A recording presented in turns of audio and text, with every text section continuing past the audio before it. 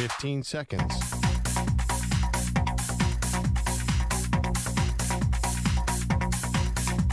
Break ends in 5 seconds.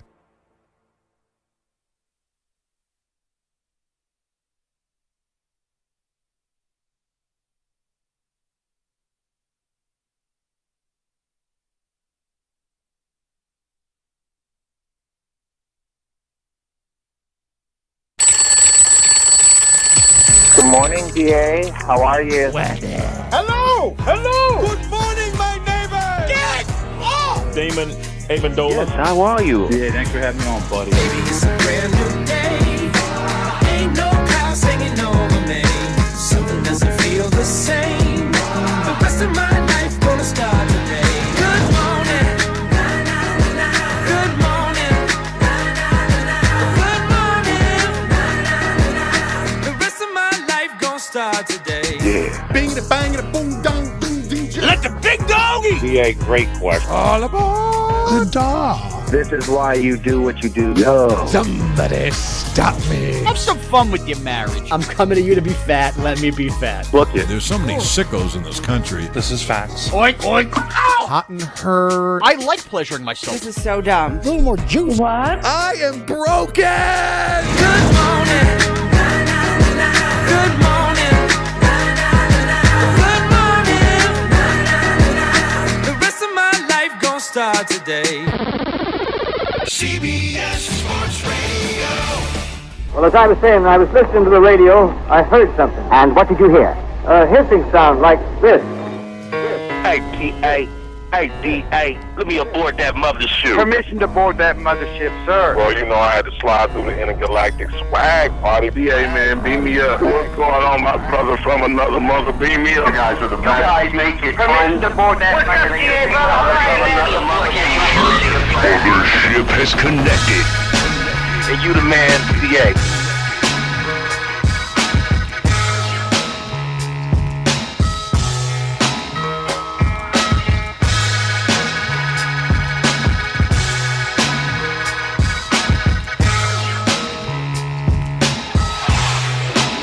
Happy Monday to you, North America. The mothership has connected. Welcome aboard. It's the 4-hour satellite soiree. DA with you from the CBS Sports Radio studios in New York, broadcasting to affiliates nationwide and north of the border. Anchorage to Atlanta, Topeka to Tampa, Kalamazoo, and Waterloo. We are on the air. They listening, D.A. Everything we saying, D.A. Everything. How we doing, everybody? Thanks so much for joining us. It's Championship Monday. Now that both the AFC, NFC champions have been crowned, we know who's going to tangle in Super Bowl 57. Wall-to-wall coverage, analysis, opinions on yesterday's action coming up in 20 minutes. We've got the question that begs a very serious answer. Is the Empire State Building kidding me? Also in 40 minutes, get away from us, buddy, in Green Bay. We've got Charles Davis from the NFL on CBS to break down yesterday's games as well, coming up 1 hour from now. We begin with last night's AFC Championship game at Arrowhead. It was a 20-all ball game with 37 seconds to play, and the Bengals gave Patrick Mahomes one too many cracks at winning. Here's how it sounded last night from Arrowhead. Cincy was 6 men up on the line of scrimmage. Fake a delayed blitz. Mahomes will fire it late for the end zone. Caught! Marquez Valdes-Scantling on his backside. Touchdown! Kansas City! We think we've built up enough respect to have a chance to go out and win every game. So whenever you feel like you're the underdog, when you're playing at Arrowhead Stadium, it gets guys ready to go. Harrison Butker, the biggest kick of his Chiefs' life. Placement is down. Butker's kick is up. The spinning kick high, floating in the air, and it is good! Good! Good! Did Cincinnati call timeout? They did not! They did not! They did not! It's a field goal from 45 yards out by Harrison Butker. now that I've dealt with failure, of losing the AFC Championship, losing the Super Bowl, I know how much hard work and daily grind that it takes. And so I'm just excited to get to that game with the teammates that I have here. And it's a lot of new teammates that haven't been in these Super Bowl games. And so let's bring them along and prepare them so that we can go out and put our best foot forward. I don't believe it! The most amazing, sensational, dramatic, heart-rending. It's DA's top story. Here he goes! It's your cold open. That was Mitch Holtis on Chiefs Radio and Patrick Mahomes, who authored one of the grittiest performances of his career or anybody's career. That high sprain, that high ankle sprain, obviously limited him yesterday. And yet, he went out there and individually willed that team to a win. You heard me say this on Friday. I talked about it all week. I thought those two teams, the Chiefs and the Bengals, were remarkably even, and the difference in the game was going to be that Mahomes wasn't at 100%. And he wasn't. But even Mahomes at less than 100% is a Superman. And that's what I'll take away from last night's game. We'll get into the referees, we'll get into the flags, we'll get into some of the other stuff that surrounded this game. And certainly there were moments that Joe Burrow looked fantastic as well and stared defeat in the eye and answered the bell a couple of times yesterday in the middle of a howling, incredibly loud Arrowhead Stadium. But what I'll take away from the 2022 AFC Championship game was that's an all-time performance by Mahomes. It's an all-time performance. Patrick Mahomes, on one good ankle and one severely compromised one, threw for 326 yards, threw 2 touchdowns with no picks, and scrambled on 3rd and 4 for the crucial first down, and then, of course, was pushed in the back for the extra 15. But that's Mahomes on one ankle, scrambling, getting the first down, extending the drive, and giving his team a chance to win. It was incredible. It was impressive. It was admirable. It was all of those things. And let me add this. The Chiefs couldn't run the football last night. The Chiefs ran 20 times for 42 yards. They averaged 2.1 a carry.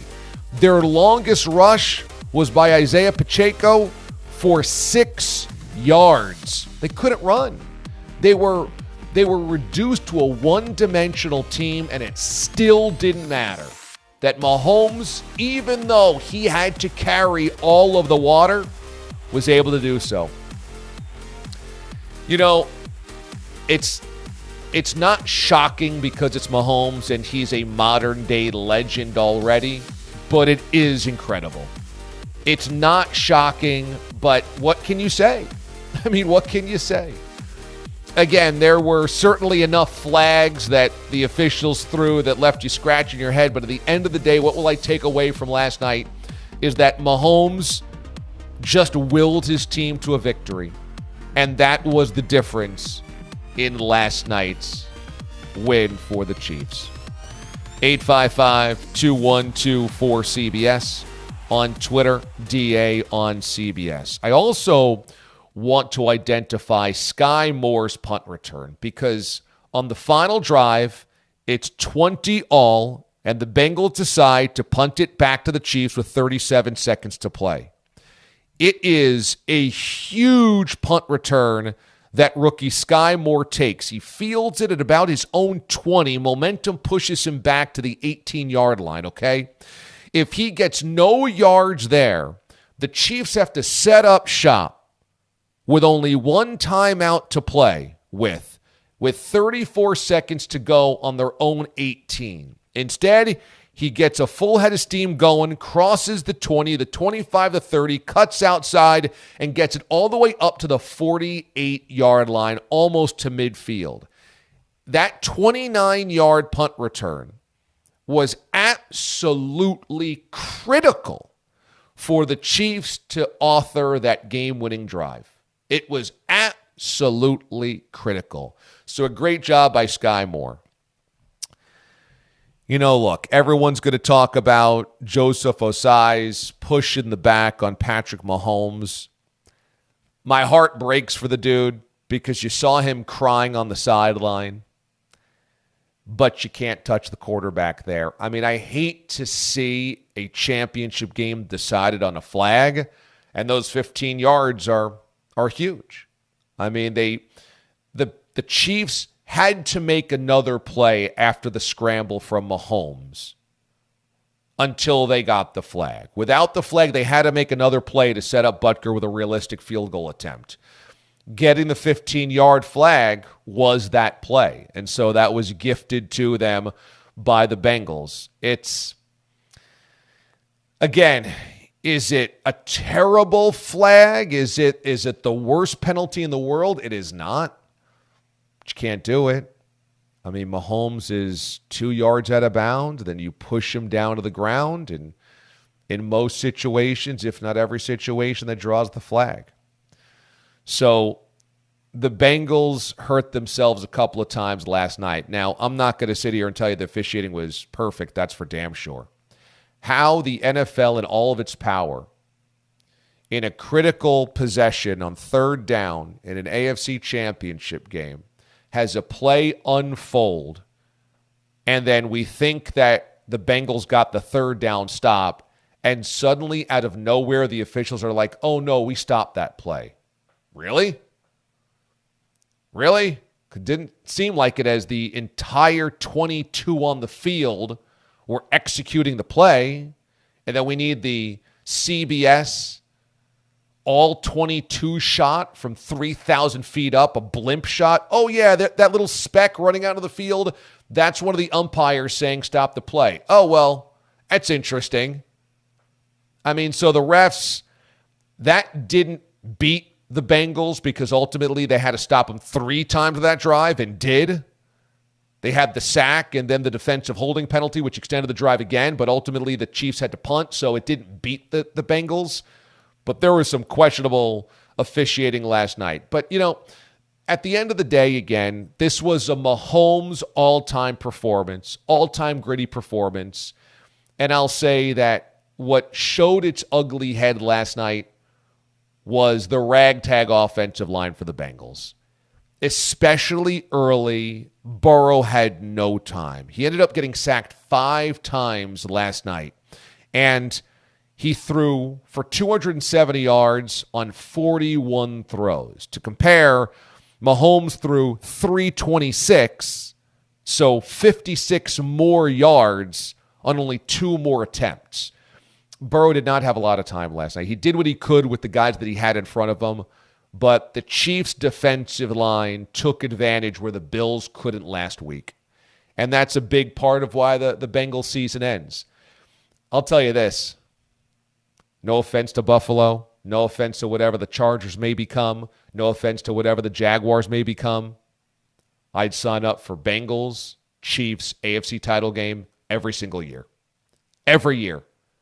We had overtime last year, nearly at overtime last night. And that was a toe-to-toe, blow-by-blow, 2 potential Hall of Fame quarterbacks giving it what they had with 2 teams that had a lot of guts and a lot of heart. It's a great season for Cincinnati. Most teams don't even get that far after they lose the Super Bowl. Most teams don't even get there. But the Chiefs, and I said this on Friday, I said it all week, the pressure was on Kansas City. 5 consecutive AFC championship games, 3 straight losses to the Bengals, losing the AFC title game, blowing a 21-3 lead last year. They had to win. They had to win. This window of 5 consecutive home AFC championship games could not end with only 1 Super Bowl title and 2 appearances. They've got 1 to go, obviously, but in this 5-year stretch, they've been to 3 Super Bowls. They got the job done yesterday when they absolutely had to. They had to. As far as the early game goes, look, the injuries to Brock Purdy and then Josh Johnson, threw everything into the blender. It wasn't a real championship bout. But I'll say this as well. I just think that the Eagles were the better team, whether Purdy stayed healthy or not. I know we never got to see it. I know, obviously, that was short-circuited early. But I talked about this last week.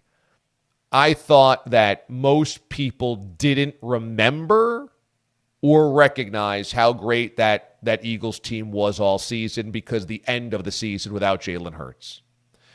You know, with Jalen Hurts, they are now 16-1. And sure, the Giants authored themselves a Cinderella year, but the Eagles dismantled the Giants in the divisional round. I mean, rendered the Giants a JV team. And the Giants, what we saw on Wild Card Weekend was well-coached, well-quarterbacked. They didn't look like it in the divisional round, a game against the Eagles. That's because Philadelphia is that good. And the Eagles nearly messed around and blew it because early in this game they had a chance to blow it open. That should have been a 17-0 lead. When Purdy gets injured, they recover that fumble. They had all the momentum. You know, they had the ball on the Niners side of the field all in the first quarter and only had a 7-0 lead. Then ultimately becomes 7-7, and you're like, whoop, they messed around and let them in this game. But they pulled away because, you know, the Niners didn't have a guy that could throw a forward pass. But I don't think the Niners would have won that football game had Brock Purdy stayed healthy. And I know the Niners fans don't want to hear that. I know they feel like their whole chance was ended before it started. But I just think the Eagles, I thought this last week, I thought the Eagles were a better football team, top to bottom, and they would prove it. And granted, I love that Niners offensive weapons, and I love the Niners defense as well. But people didn't realize how good the Eagles defense was. And people didn't remember how good the Eagles' offense could be, both running the football and throwing it, when Jalen Hurts was healthy. And we got a look at that both games. I mean, they didn't have a sweat in either one of those games. Now, let's say this about Philly. Boy, do they get a nice draw. Because the Eagles play a Giants team that was just getting its first taste of the playoffs, and then they get third-string Brock Purdy and fourth-string Josh Johnson, and then third-string Brock Purdy with half an elbow. That's a nice break if you're the Eagles. Much different when you're facing Patrick Mahomes in 2 weeks, especially since he's going to have extra time to heal from that high ankle sprain. So much different challenge coming up in 2 weeks for the Eagles. But Philly was the best team of the NFC all season long. People forgot about that because of the way that they finished the season, but they were the best. They were the best team. They were the best team start to finish in the NFC. All right, a lot to get to this morning here on the show. Did you see this? After the Eagles win early in the day, at night, the Empire State Building lit up in Eagles colors? We'll dissect this next. DA, CBS Sports Radio. You're in a 5-minute break.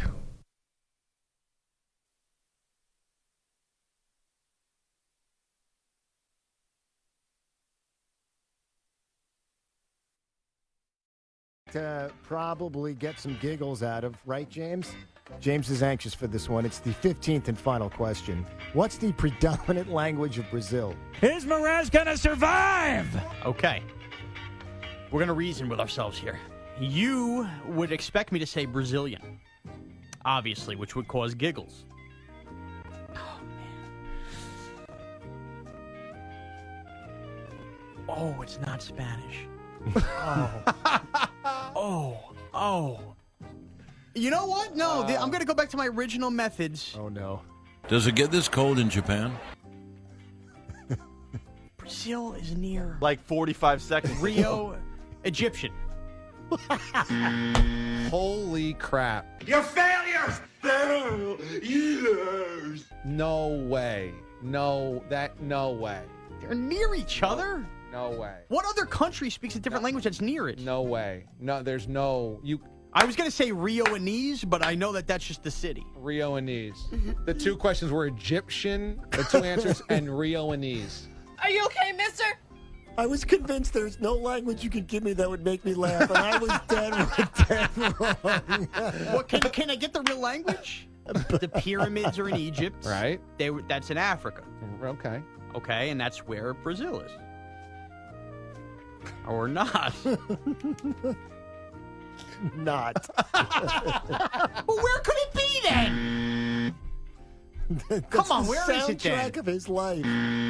Oh, my goodness. South America? Is it South America?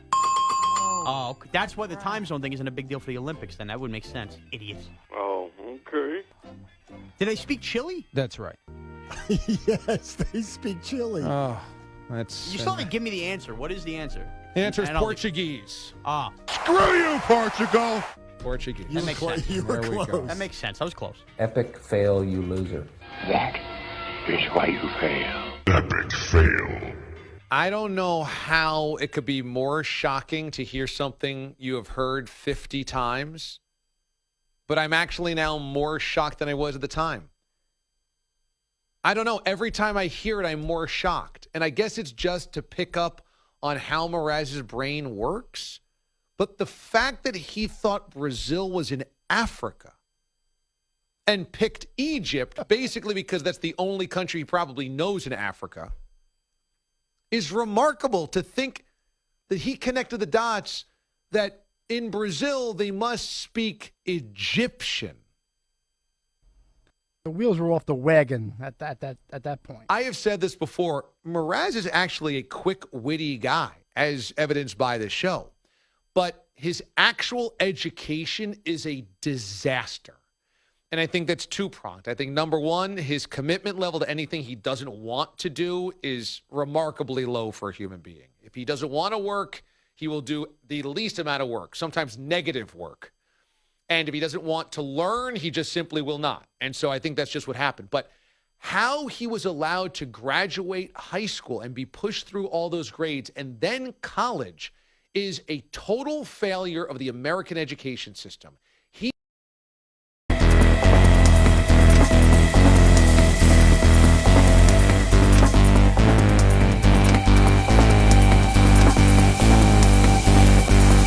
One minute remaining.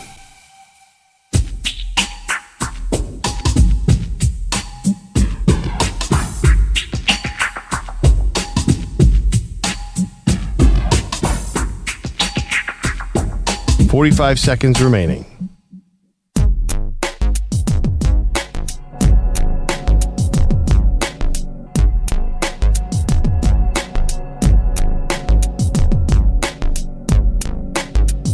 $30 seconds remaining.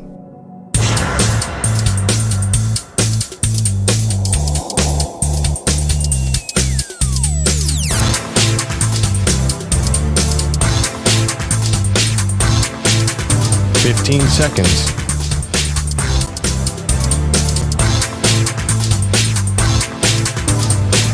Break ends in 5 seconds.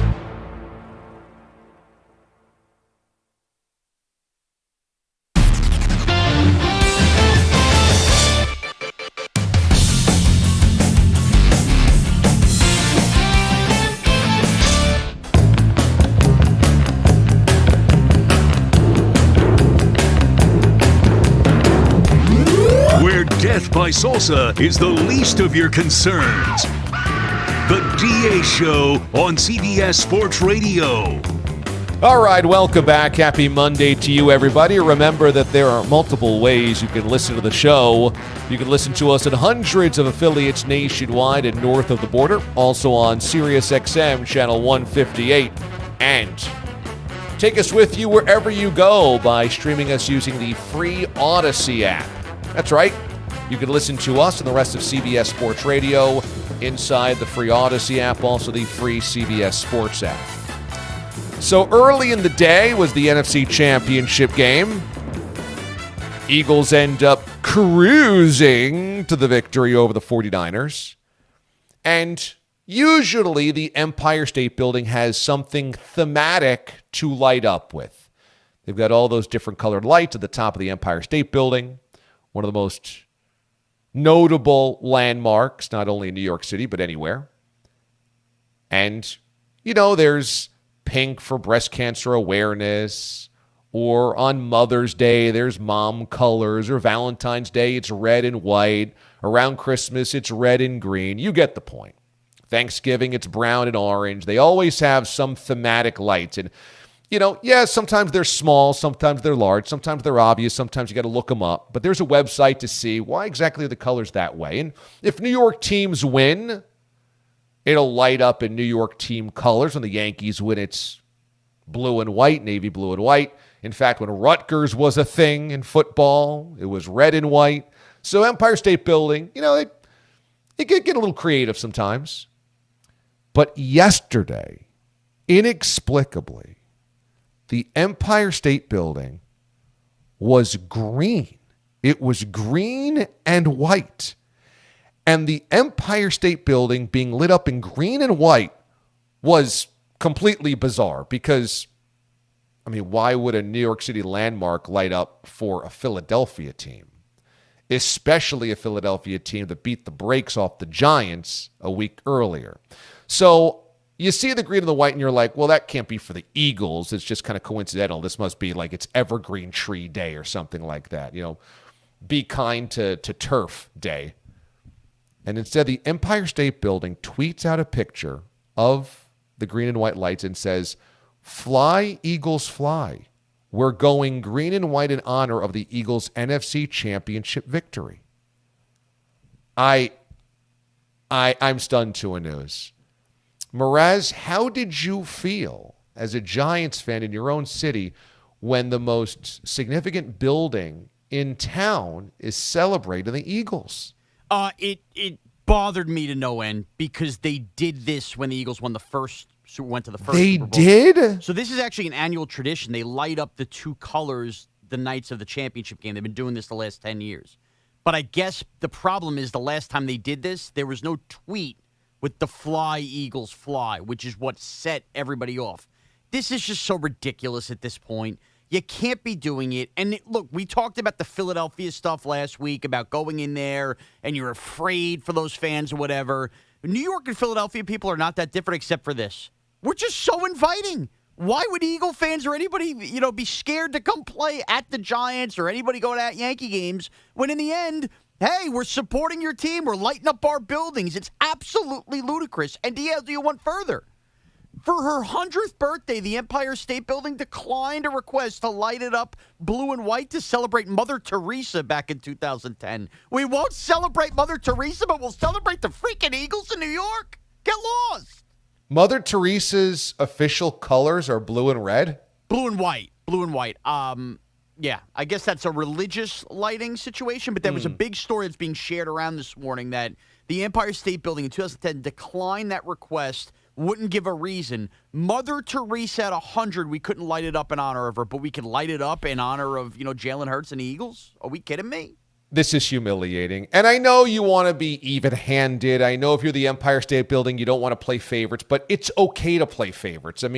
Dorky Cincinnati mayor is picking on the Chiefs or whatnot. It's your city. Everyone understands if you're like, hey, you know what? We can only go so far. In fact, that becomes funny when you're like, we'll light this up for the Chiefs, but we can't light it up for a Philly team. Right. You could understand that. You could get a laugh out of that. You can't do this. I can't believe that this happened, 6 years ago when the Eagles won the NFC Championship game and it slid under everybody's radar. Right. You just can't do this. Yeah, and if you're going to have the wacky Twitter account to go with the building, you can't tweet "Fly, Eagles, fly." You cannot do that. I understand, New York City is supposed to represent, the country and the world and all of that. But can we have anything for our own? Can we just be New York City and for New York? You can't celebrate Philadelphia, Boston. Screw them. Let them light their own buildings on fire. Crisco up their poles. Let us be us. You cannot do a "Fly, Eagles, fly." We just got our ass kicked 8 days ago. You're going to "Fly, Eagles, fly"? I'll tell you this. I think what you're also getting is the Empire State Building trying to look for attention as well. I'm serious. What do you think? The building's thinking to itself, people are overlooking me now? No. I think the Twitter account is probably run by a bunch of, greasy-fingered millennials that some social media hack that just graduated from some university. And I think they're looking for attention, and they're looking for the Empire State Building to get some buzz because after they got trolled by everybody for doing this, they actually reposted El Prez from Barstool and him crushing the Empire State Building and doing like a crying gif, like, woo. So I think that they're kind of relishing in this because when they posted the Chiefs light later on in the night, they then tweeted, that hurt us more than it hurt you. Now we're lit for the Chiefs. So I think that they understand, or at least they found out with the fallout, how stupid they looked. And honestly, I'm not going to continue to have this conversation until Cap removes the graphic that is currently up on the stream. This is a disgrace. For those that are not watching right now, it is the Empire State Building lit up in green and white for the Eagles. It is Bob the Deli Man wearing an Eagles green jersey. His Saquon Barkley blue has been turned into green, Kelly green. And there is Mraz as what appears to be a King Kong figure, also in green, kind of like a hairy Shrek. And with Go Eagles shaved into my stomach. Look, I could let the Empire State Building pass. I and Bob will not stand for being an Eagles green with Go Eagles looking like Shrek. This is crossing the line on the screen.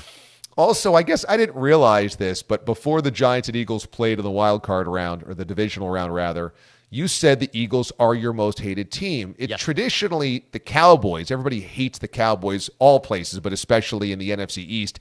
Eagles fans consider the Cowboys the enemy. Washington fans consider the Cowboys the real enemy. I think a lot of Giants fans do as well, but for you, you consider the Eagles the most hated enemy. Yeah, I think there's like a line. There's like 38 or younger, I've noticed, from Giant fans absolutely hate the Eagles the most, and the 40 and older, or whatever it is, hate the Cowboys the most. Absolutely, because the Giants have won big games versus Dallas in our lifetime. 2011, they always lose to the Eagles in the most gut-wrenching, heart-wrenching possibility, and their fans just suck.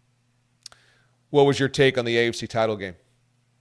First of all, I think we complain about the refs not being consistent, and they absolutely are consistent in calling that, a late hit that I didn't have a problem with it. And I think you're right. Mahomes basically had his Kurt Schilling bloody sock moment. We spent all week debating, if he's not mobile, what can he do?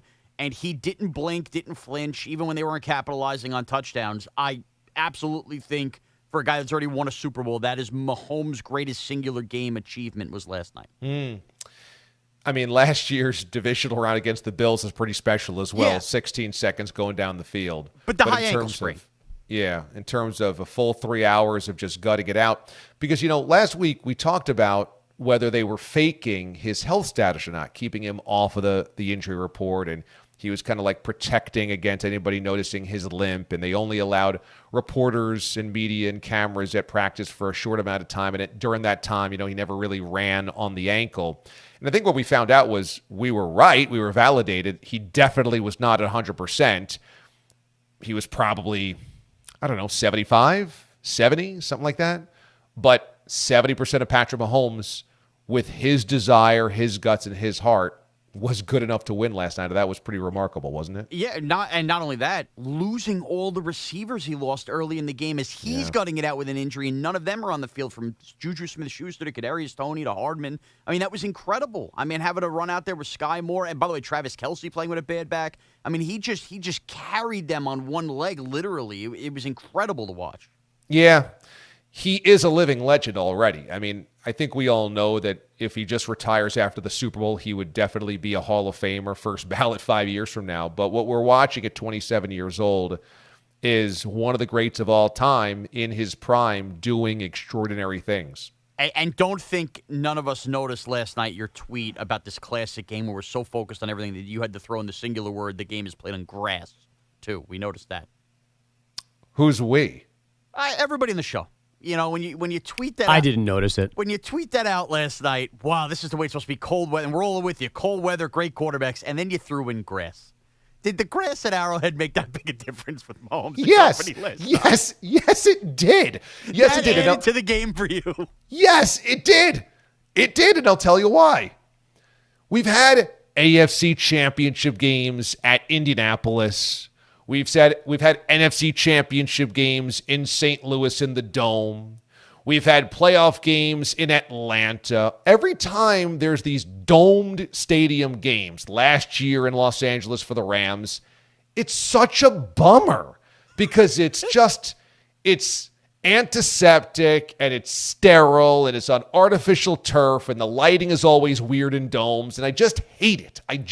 It's January and it should be cold and it should be outdoors. And so not only do we get 2 outdoor games yesterday, the Philly game actually was very mild, but both games played on grass and they're outdoors, and the late game they're blowing smoke and it feels like 7 degrees out. I'm like, this is awesome. So if they were blowing smoke and it was 7 degrees, but Arrowhead had switched to turf, that would have taken it away from you? You might not remember, but Arrowhead used to be turf back in the early 90s. Old carpet. Yeah, like the early Derek Thomas days in the 80s. And it was gross. It looked stupid. It really did. It looked so much better on grass. So, yeah, it'd be a little bit more of a bummer. I cannot believe you've become the grass advocate for the NFL. Anytime you could point it out. All I'm going to say is history was not kind to me when it came to my Mike Glennon takes, but history is going to be very kind to me on my grass takes. Because notice all the players, they're now doing this whole thing where why can't we play on grass? Every game should be on grass. Every stadium on grass. Injuries are less on grass. I will be validated by history at some point in time. Yeah. Injuries less on grass. We saw 3 Chief wide receivers go down and Joey Bosa get karate kicked in the Eagle game on the sideline. Hey, you know what? If those are artificial turf injuries, they're not coming back. All right. Standing by as a kind sir this morning with your headlines, here is Andrew Bogish. DA headlines are sponsored by Progressive Insurance. Progressive Insurance gives you protection on the phone, online, or on the app 24/7 because shed happens 24/7. Get a quote at Progressive.com. The 49ers used 3 quarterbacks to get to the NFC title game. They used 2 and almost Christian McCaffrey yesterday in the NFC title game. Brock Purdy lasting just 6 snaps before spraining his right elbow. Then Josh Johnson suffered a concussion shortly after halftime. McCaffrey wondering what could have been. You're never out of the fight, though, and we believed it and just didn't turn out our way. We got beaten. It. Wish we, had another shot at it with everybody. It would, but it's life. It's the way it goes. McCaffrey had 106 scrimmage yards and a rushing score, but it didn't matter. The Eagles scoring 4 times on the ground, cruising to their first Super Bowl in 5 seasons, 31-7. They are now 16-1 when Jalen Hurts plays this season. He only threw for $121 yesterday, but had one of those rushing scores. The Niners hope Purdy only sprained his right UCL. An MRI today to confirm a sprain would mean no surgery and just a 6-week recovery. The Bengals licking their wounds from yesterday's 23-20 heartbreaker at Arrowhead. Joseph Ossai's late hit on Patrick Mahomes set up Harrison Butker's 45-yard field goal with 3 seconds left, but Zach Taylor will not let you think that's why his team lost. It didn't come down to that. There was a lot of other plays that we just missed out on, and they made one more play than we did. Other plays, other questionable calls. And that's the right thing for the coach to do. I mean, you're not going to throw Ossai under the bus like that, but it kind of did come down to Ossai, 15-yarders. Now, who knows? The Chiefs might have picked up 15 yards to the next play anyway, but he can't throw Ossai under the bus, but it definitely was a back-breaking penalty. Although with 8 seconds left and no timeout, I know it would have been a 50-plus yard field goal, but are they running one more play there and running the risk of not getting out of bounds? And you're trusting Mahomes to make him throw it away if he needs to? I think that, I think they would have run one play, all outs, everybody at the sideline, and see if he could pick up just a little bit, maybe a running back flare out of the backfield. He picks up 4 yards or something like that and make sure he gets out of bounds. They would have run one more play, I would think. Mahomes, 326 yards, 2 touchdowns, no major mistakes despite that high ankle sprain. Here's his head coach, Andy Reid. Our players, our team, coaches, we're all lucky to have him in that position and the mindset, that whole mindset. So it carries over to everybody. And there was no denying that he was, there's no question he was going to play. Reid now faces his old team in the Super Bowl. It's also Travis against Jason Kelce, and it's the first Super Bowl with 2 starting African-American quarterbacks. Kellen Moore is not returning as Cowboys offensive coordinator. Maybe Mike McCarthy calls plays because that's exactly what Dallas needs. Oh, my goodness. Fingers crossed. Oh, my goodness. Could you guys imagine if Mike McCarthy turns not only into the next Tom Landry, but also the play caller du jour for the Cowboys? How delicious that would be. Because if there's anything Mike McCarthy needs to do is focus on more stuff Right. away from game management. Yeah, exactly. Niners defensive coordinator DeMeco Ryans is the reported favorite for the Texans head coaching gig. The Dolphins signing Vic Fangio to run their defense. And Justin Herbert had surgery for a torn labrum in his non-throwing shoulder. He's expected to be fully healthy for the Chargers' offseason program. Former Georgia QB Stetson Bennett arrested yesterday morning for misdemeanor public intoxication. Can you believe this story? Dallas PD was called about a man banging on front doors at 7 a.m. local time, and apparently that man was a drunk Stetson Bennett. I mean, look, he's not hurting anybody, thankfully. Wasn't behind the wheel of a car. There are certainly worse crimes. But, you know, you're already a fringe NFL prospect. You're getting so liquored up. You're banging on doors. So you're still up from the night before, definitely. So you've drank all night, and now you're smashing on strangers' doors at 7 o'clock in the morning? Like, what a doofus. Yeah. If he was a fringe NFL draft pick already, he's not getting drafted now, I wouldn't think. And again, his age was going to go against him. The reason you have the age thing is like, oh, he's Yeah. mature. That's not mature at all. And by He's the way, 26, right? Or 25? yeah, and don't be the person falling for the Baker Mayfield arrest video on Twitter that everybody kept saying was Stetson Bennett. I didn't see that. Because Baker got arrested Yeah, for so this that, thing, too. That video was out, and people were sharing it and believing that was the Stetson Bennett video. Gotcha. Now, I didn't read. Is Stetson from Dallas? Is this where is that why he was there? No, he's from Georgia because he grew up a Bulldogs Oh, fan. that's right. Because I was going to say, my cousin did this. He grew up in California in like a development where all the houses look similar, and he went home one night drunk, and his key didn't work, so he was banging on the door, but it wasn't his house. He thought it was, it looked like his. So I wasn't sure if like that's maybe what Stetson, he was just trying to get into his house that wasn't his house. Again, I mean, look, it's not the worst crime in the world, Right. But you are trying to navigate for 2 months before the draft. Just don't look like an idiot, and now ultimately you do. Giannis put 50 points on the Pelicans in just 30 minutes last night. The Bucks a 135-110 victory, extending New Orleans' losing streak to 8. The Cavs hammered the Clippers 122-99. Kawhi, Paul George, Reggie Jackson did not play for LA. And the Grizzlies down the Pacers 112-100 behind Ja Morant's 27 points, 10 boards, and 15 assists. The WNBA's top free agent, Breanna Stewart, reportedly choosing between staying in Seattle or joining the Liberty. Deals can become official on Wednesday. How do they light up the Statue of Liberty if she comes? Nice seafoam green for the Liberty. What's Breanna Stewart's personal colors? Is it Mother Teresa's colors? Finally, hockey last night. The Hurricanes sent the Bruins to their first 3-game skid of the season, 4-1, and the Leafs took care of the Caps 5-1. DA, back to you. All right, thank you, Bogues. When we come back here on the show, so Schefter breaks this one yesterday before the championship games. The Packers may be interested in moving on from Aaron Rodgers. Get away from us, buddy. Next, DA, CBS Sports Radio. You're in a 5-minute I had break. been cooking basically 2 straight weeks. Danielle stepped up to the plate. I think she felt some ounce of maybe a little embarrassment that maybe she had taken it too far. It's a nice chicken and broccoli dish. The whole house smelled like garlic. It was really going well. We even had at moments a little bit of a back scratch going on at times. I was watching the first quarter of the Celtics Jazz, a couple fingernails rolled over.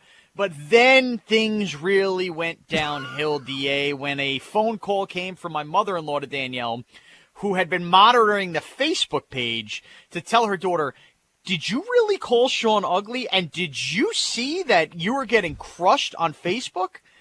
Which prompted Danielle to go to the Facebook page on the phone with her mother and see that, I mean, the listeners, and thank goodness for all of them, really coming to my defense, crushing her. I mean, they hate her, and Danielle turned full heel, DA, full heel. She went one by one looking at everybody that bashed her on Facebook. Yep, this one's ugly. Yep, that one's ugly. Oh, this one's ugly.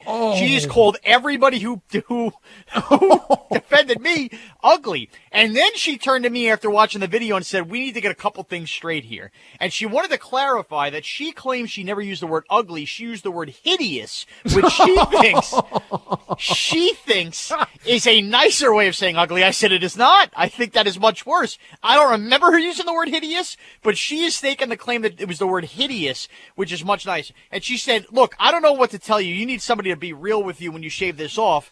You look like Peppa Pig's dad. And then she prompted to put a Photoshop together of me looking like Peppa Pig's dad. And she said, just grow it back. I'm trying to be as real with you as possible. Too many people glad hand you in your life. I'm laying it on real.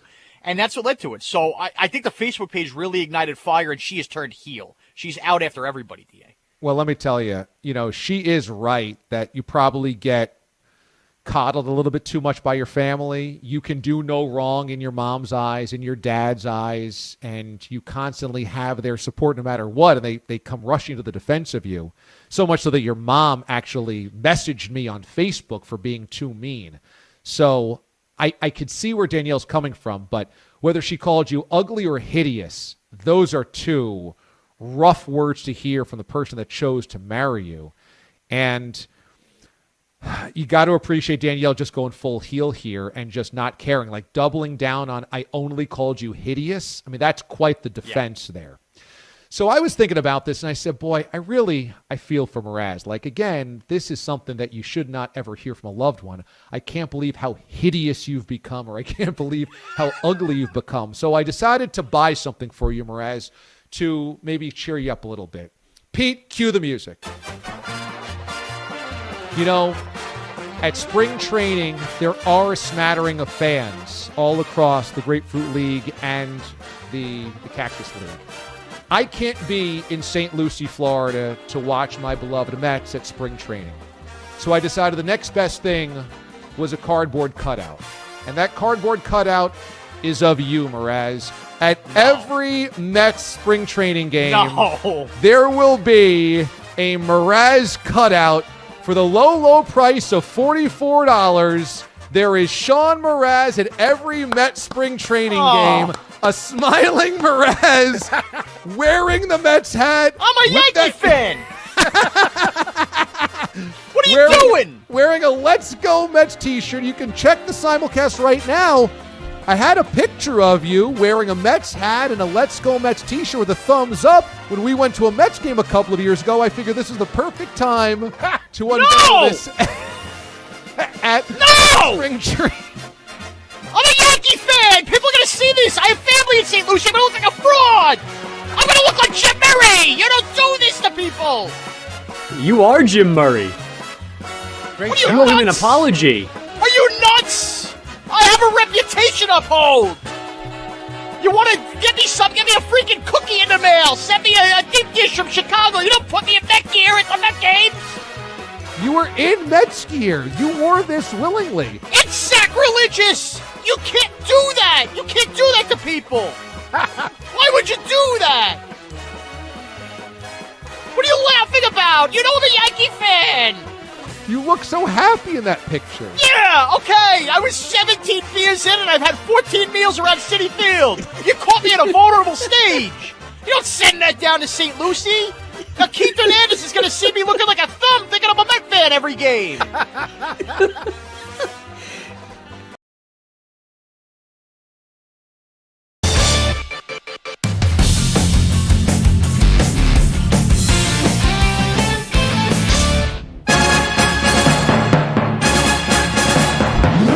The only place where bears have tails. The DA Show on CBS Sports Radio. And this NFL postseason, every Westwood One NFL broadcast streams live for free on the road to Super Bowl 57. It's the Odyssey app, WestwoodOneSports.com, Westwood One station streams, or by asking Alexa to open Westwood One Sports. It's all sponsored by AutoZone. Free battery testing, free battery charging, replacement batteries that fit your needs. That's what makes AutoZone America's #1 battery destination. Get in the zone. AutoZone. We're back here talking about the championship games yesterday. You can listen to the show in podcast form, the full 4 hours or the best of the show. Always available whenever it is that you want to listen. It's DA On Demand. So check us out by searching The DA Show on your favorite podcast platform. So, looks like we're going to have yet another offseason of where will he go, George? Where will he go? As Adam Schefter yesterday reporting that the Green Bay Packers and Aaron Rodgers are at a crossroads and that it is possible that the Packers could look to trade him and may be looking at the moment to move on. League sources believe, quote, the franchise prefers to move on from Rodgers just as it once did with Favre. Those sources also believe that Rodgers is well aware of the Packers' feelings on the situation. Well, isn't that something? You know, I mentioned this last week. I'm going to bang this drum until the drums got no banging left in it. I wouldn't be in the Aaron Rodgers business. I wouldn't be in the Aaron Rodgers business. I know that Jets fans have been desperate for a Hall of Fame quarterback for 50 years since Joe Willie retired. And I know that the Jets are a really good football team and might just need a solution at quarterback to make them a playoff or even a championship football team. And I'm sure that squads like the Raiders or other quarterback-starved teams would be tantalized by the prospect of Aaron Rodgers. But I don't like where Rodgers is in his career, nor his mentality. And honestly, if I'm the Packers, this is the moment to move on. If you can, because, I mean, remember, while he does not have a no-trade clause, he does dictate how much money he's going to make, and he's going to kick and stomp his feet if he is traded somewhere where he doesn't want to go. He's already gotten all the control out of the Packers. I don't think they're just going to suddenly be like, oh, yeah, and we're shipping you to the Texans. And he's going to be like, oh, yeah, all right, no problem. You know, there is certainly a dance you have to do. And the reason that I say I wouldn't want to be in the Aaron Rodgers business is that the Packers are seeing what life is like when you give Rodgers all of the control and all of the money, and his ability starts to wane.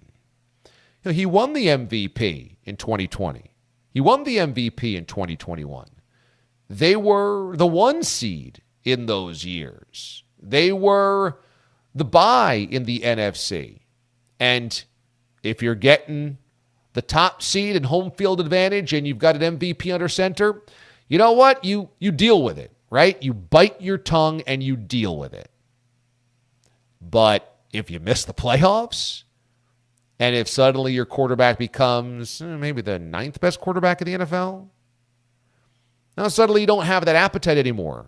And does Rodgers suddenly turn back the hands of time and next year go back to 2020 or 2021 Aaron Rodgers? Now, I'm not going to discount the revenge factor for Rodgers. He does feel like the saltiest individual ever, and that if you wrong him, he is going to kill himself to make you look like an idiot and rub your nose in it. So maybe if you get salty, revenge-laden Aaron Rodgers, it's a great play. But just from a Packer standpoint, I think this is the right move. I do.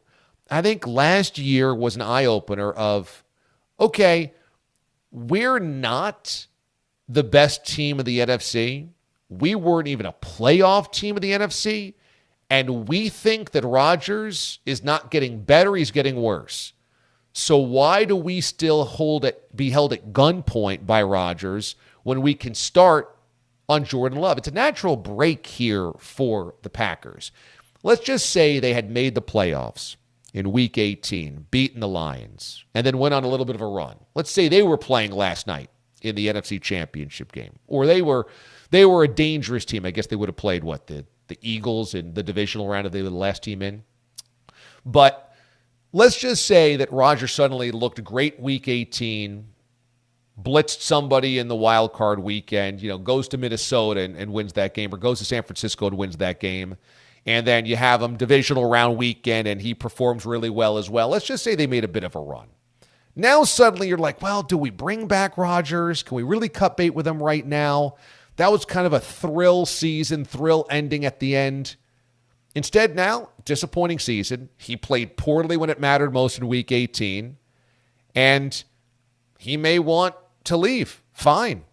Now we don't have to trade Jordan Love. Remember, Jordan Love was a first-round draft pick. And start the clock on Love. You might need to reboot a little bit. I don't think you have to tear it down to the studs. Packers are still a pretty good football team. And nobody is going, oh, man, but what if? It kind of feels like it ran its course. So I think for the Packers, I totally get it. I totally understand not wanting to be held at gunpoint anymore and saying this is it, this is where we trade him. But for the teams that would trade for him, buyer beware. He's already high maintenance, but now he's high maintenance and not one of the best quarterbacks in football. That's not a good combination. When we come back here on the show, we'll go over yesterday's wins by the Eagles and the Chiefs in the 2 games with our friend Charles Davis of the NFL on CBS. DA, CBS Sports Radio.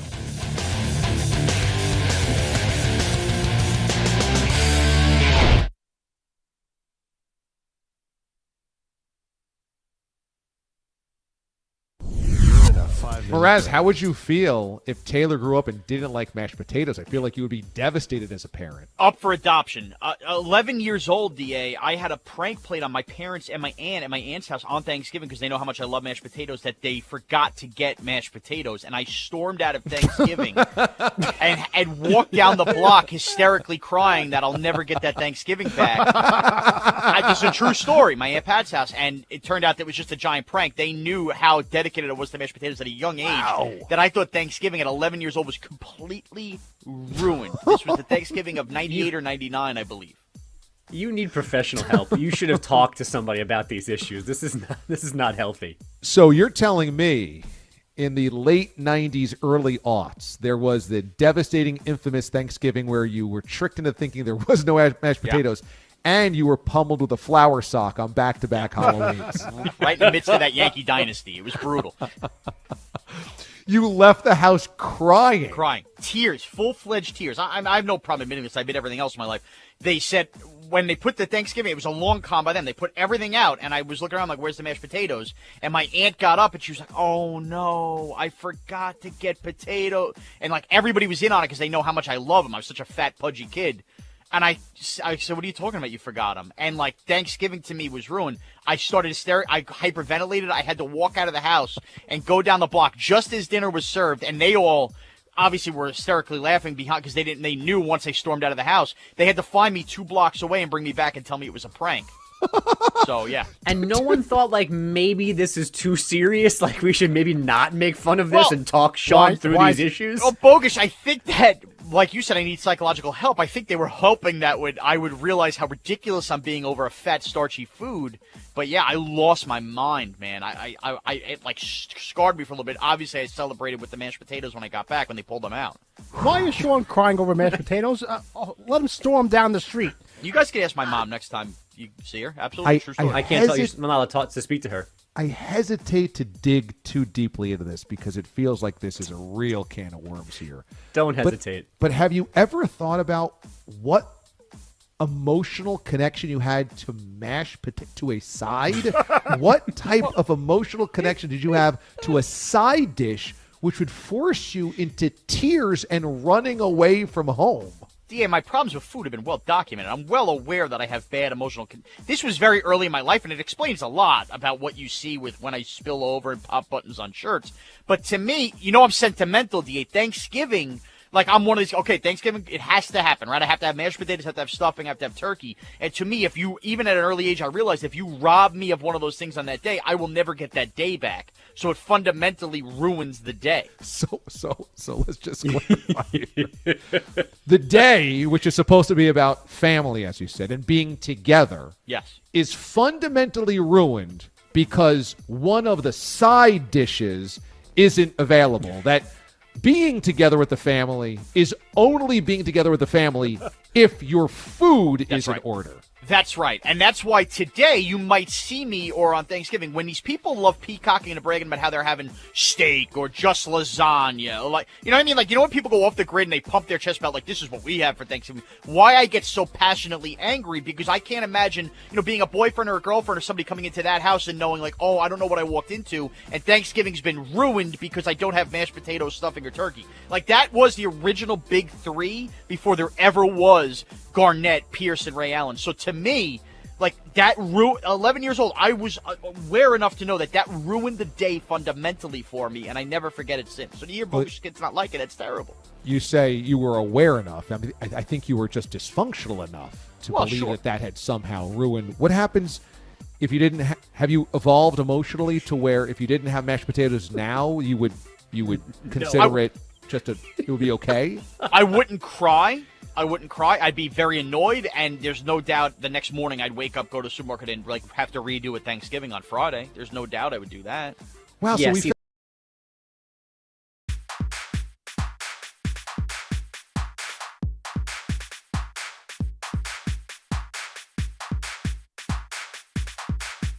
15 seconds.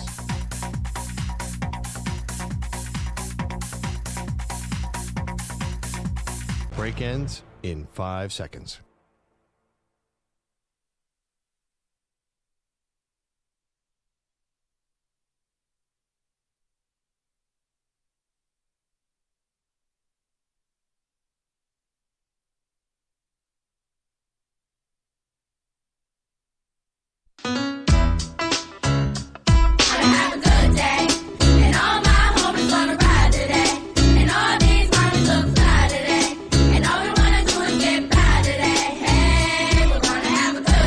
Mornings are hard. Your sports radio show doesn't have to be. I'm so happy you guys are still alive. I am excited. I am so happy. Laugh and learn every morning aboard the mothership.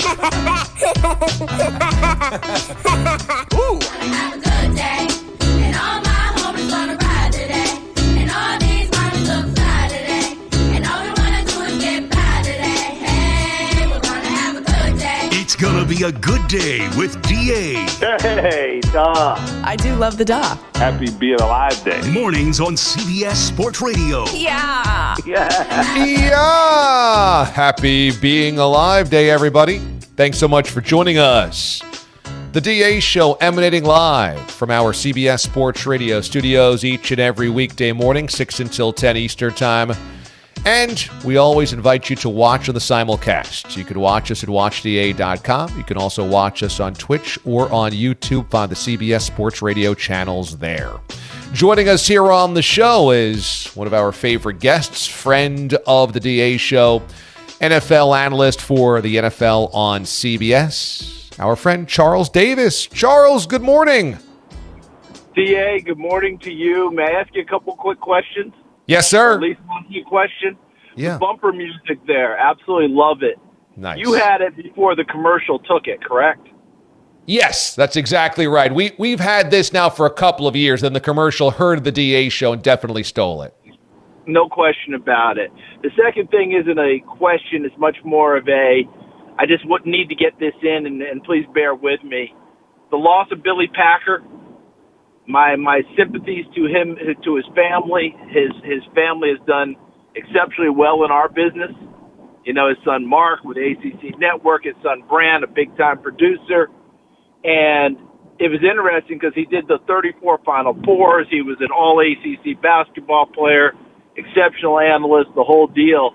But he also was incredibly astute in the business world, DA. It's one of those things where you don't know everything about people.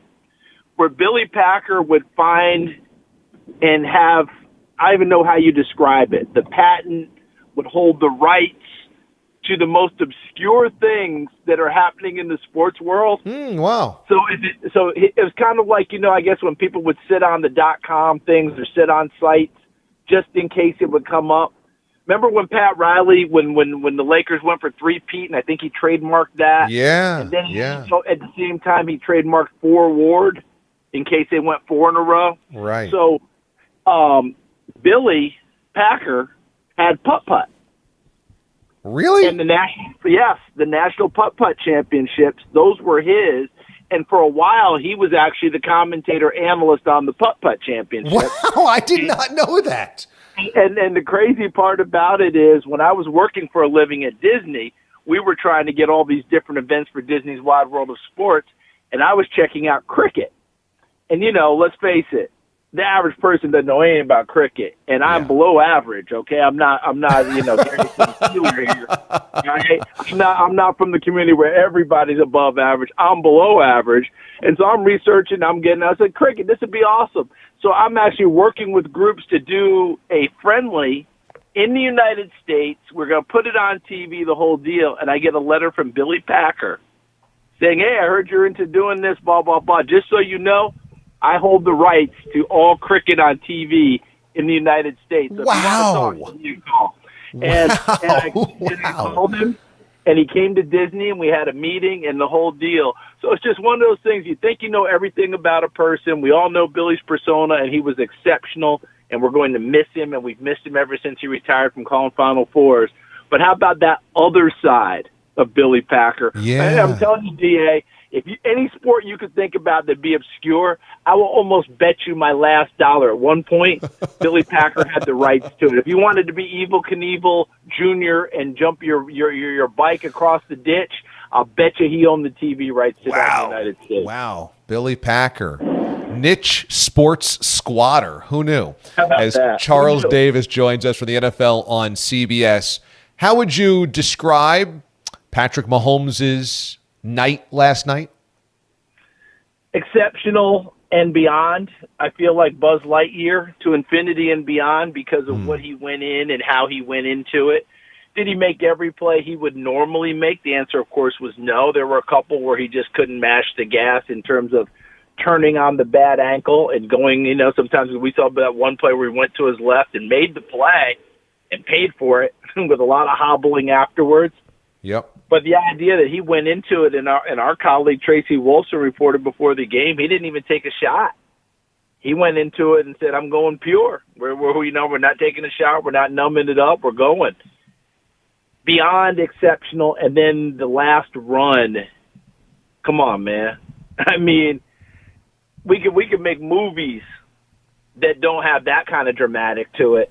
Where that last run after playing on an ankle like that, where he never really should have probably been on the field in the first place. Wow. And, he and Burrow, please, please, please let them continue to match up. This is Brady Manning of the new era because it has all the makings of it.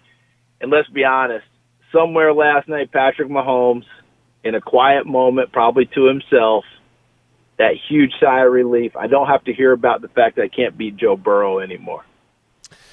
Yeah, and, the Chiefs haven't run into many resistances, and it seemed like the Bengals were one of those. And the thing that you see about the Bengals is they really deeply are emotional. That is a team that had an edge. They felt disrespected. They felt overlooked, and they were an emotional team. I mean, I don't know how you talk to these guys, coaches, players. But how unique is what the soul of the Bengals are? It's what everyone's searching for, DA.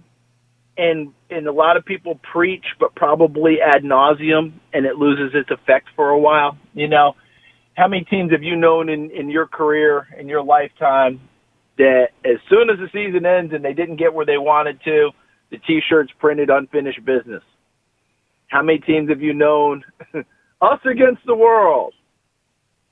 We're all we need right here. We all have that. We're all searching for it. I almost felt like prior to this ball game that the Bengals, and remember, their stuff was seething from the moment we started hearing about coin flips and neutral site games. Right. That boil started and increased as we went along.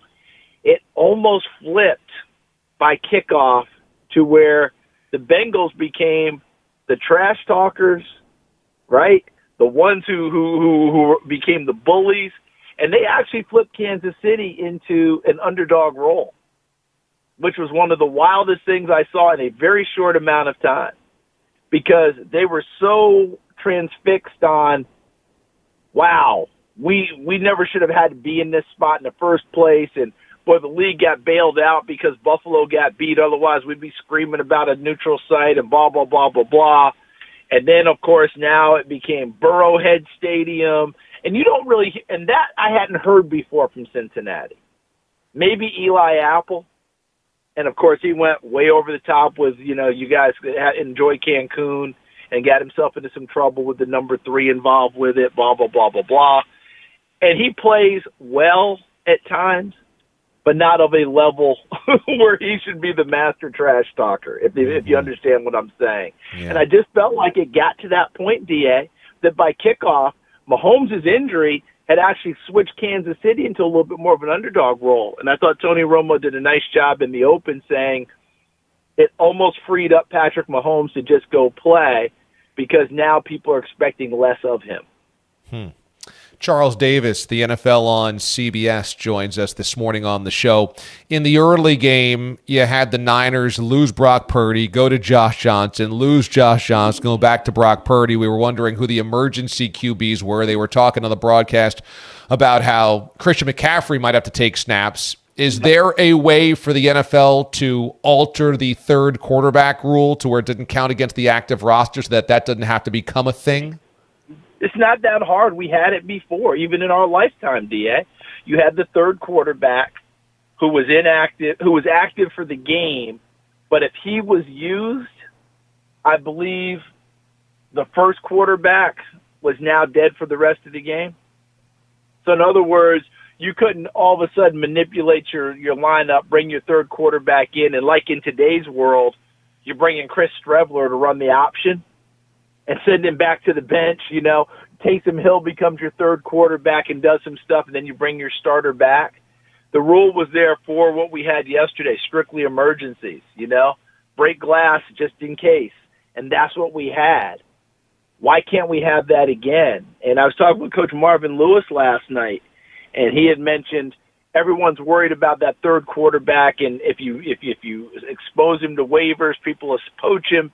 Well, if you just put him on the roster, then no one can poach him. Then everyone's happy again. You've got the third quarterback. You develop him. For a game and a sport that runs almost everything through that position, DA, I think it behooves us to have people who do that full time being available to play that position. Christian McCaffrey, he's a fun story, but no one wants to see him running Wildcat quarterback in an NFC Championship game. I'm sorry.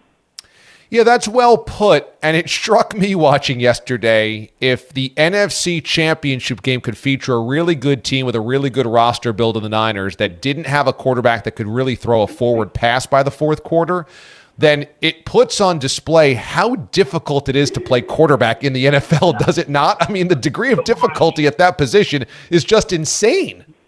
It really is, and it also strikes me just how teams have to strike a balance about who their backup is going to be, depending on what your salary cap is, how durable you think your starter is.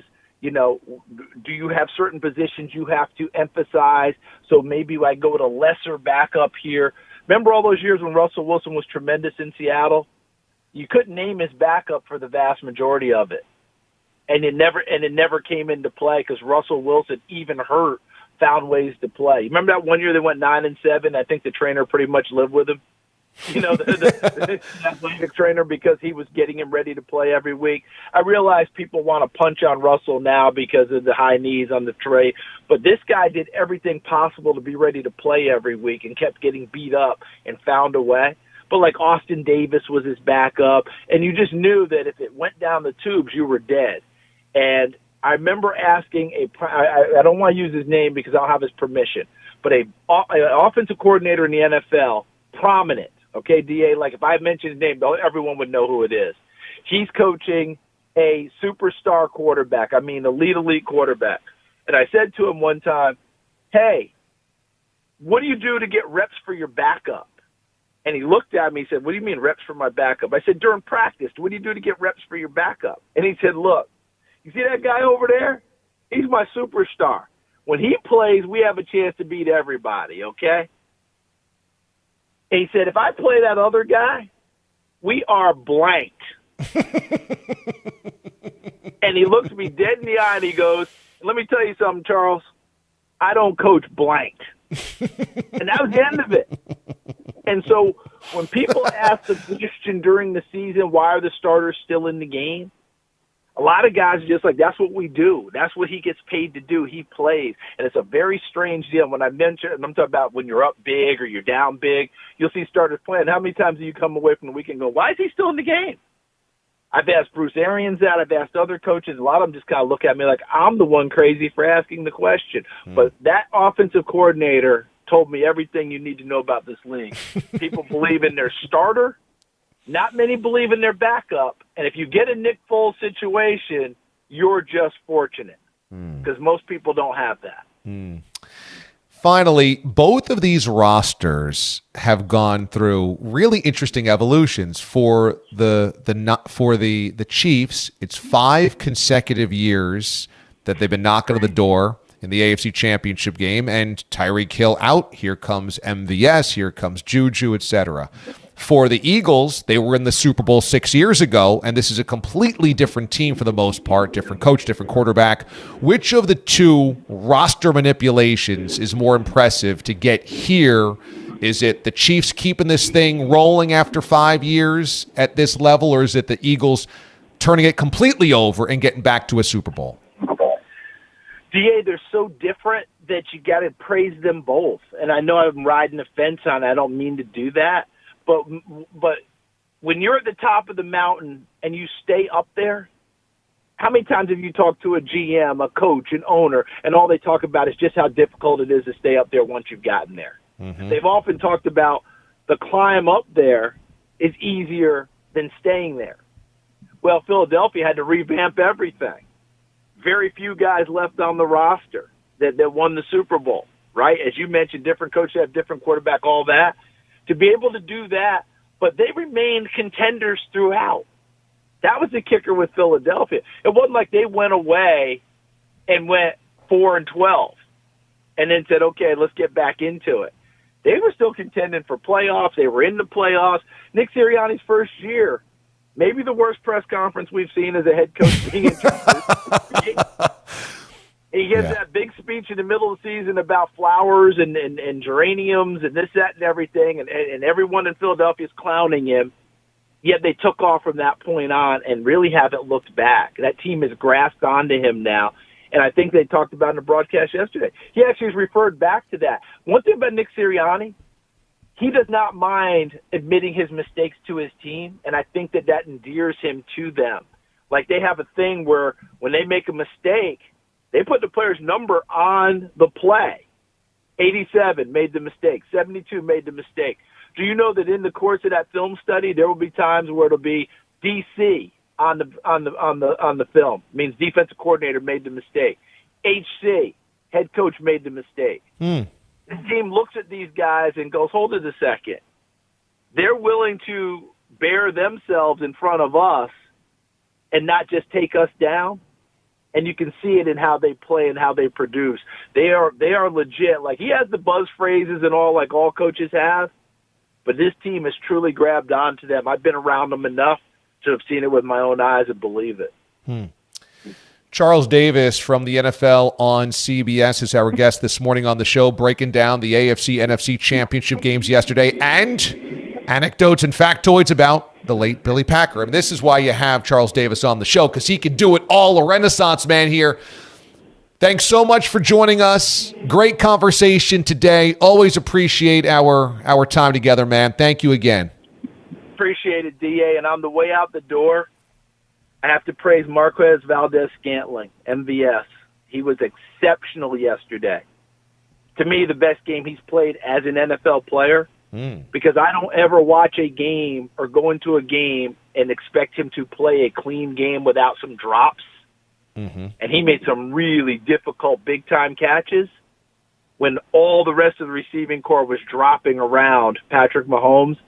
I don't think anyone would have expected Marquez Valdez-Scantling to put the receiving corps on his back. And, Kelsey's a whole different story. that was exceptional yesterday. I need to praise him because I have criticized in the past that this guy, he may be open, but he may not catch it.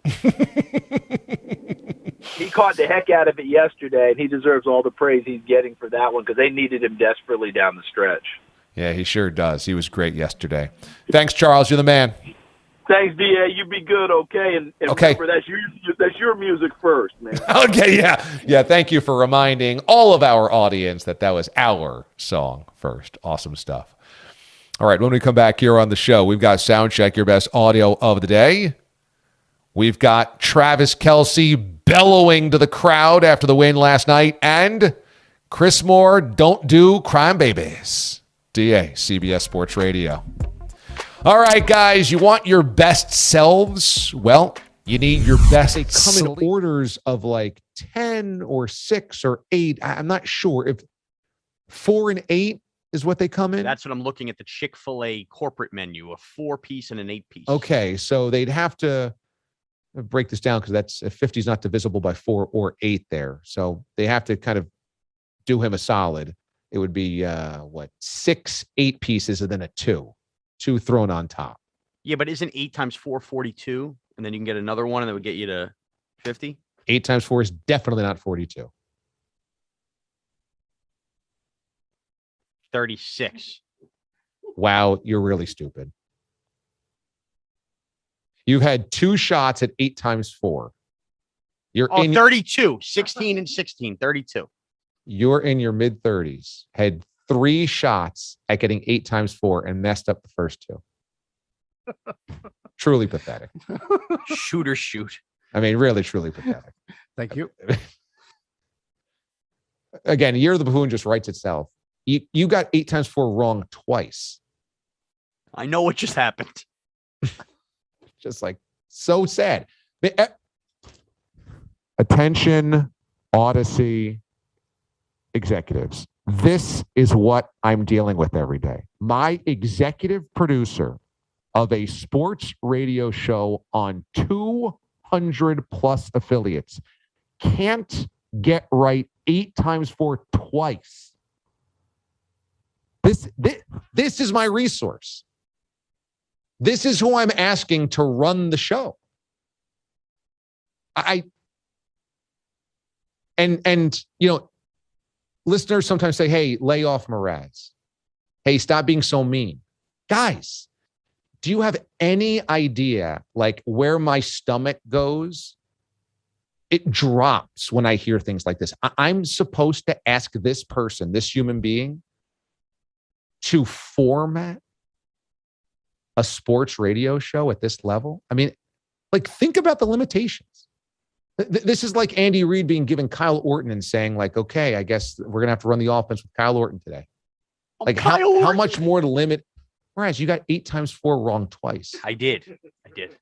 Quick math. Like, honestly, Taylor will know that in 3 years. I used to be good at math, too. I mean, she'll know that in 30 seconds. And, you know, you guys are like, oh, be nicer to Mraz, be nicer to Mraz. Do you know what type of fury I could unleash if I really let myself go? I mean, it would be haunting for everybody if I really, really let myself go. But I've worked on myself. I've done personal, exercises and mind clearing and patience. My wife has been very good about this. She has helped me out quite a bit, talking through a lot of the things. But man, at one point in my life, oh God, just the fury that this is who I have to depend on. Could you imagine? This is a grown adult. He got 8 times 4 wrong twice. 8 times 4, not 18 times 4. This is just basic 3rd grade arithmetic. It's 32. This is just basic 3rd grade arithmetic. Isn't 8 times 4 42? By the way, it's not like there's any numbers in sports. It's not like there's any numbers in radio.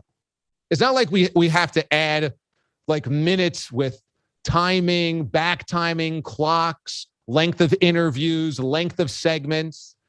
It's not like we have to compute batting averages or, comparing stats. It's not like there's any numbers in what we do. And could we maybe we get Nancy back on the show today so I can ask her, what, am I picking on Sean too much, Nancy? What are we being too mean? Isn't 8 times 4 42? Right, Pete, we get it. Are we overblowing? 42. Are we overblowing this, Nancy? Bob, again, I just, am I in the wrong here, Bob and Nancy? Am I in the wrong? Your son is 34 years old, and it took 3 times to get 32. Where's our bosses? Seconds remaining.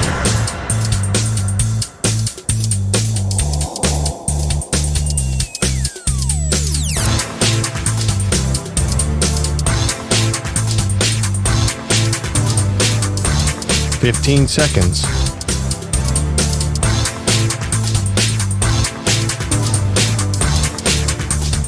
Break ends in 5 seconds.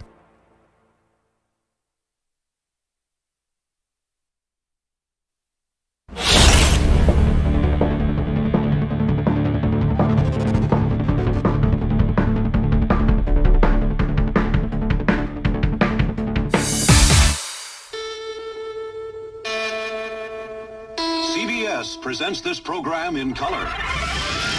An educated person can't think he's going to get a recruit by strippers coming in. They can fire you, but they can't eat you. And they run through our ass like through a tin horn, man, and we could not stop them. The audio you need to hear.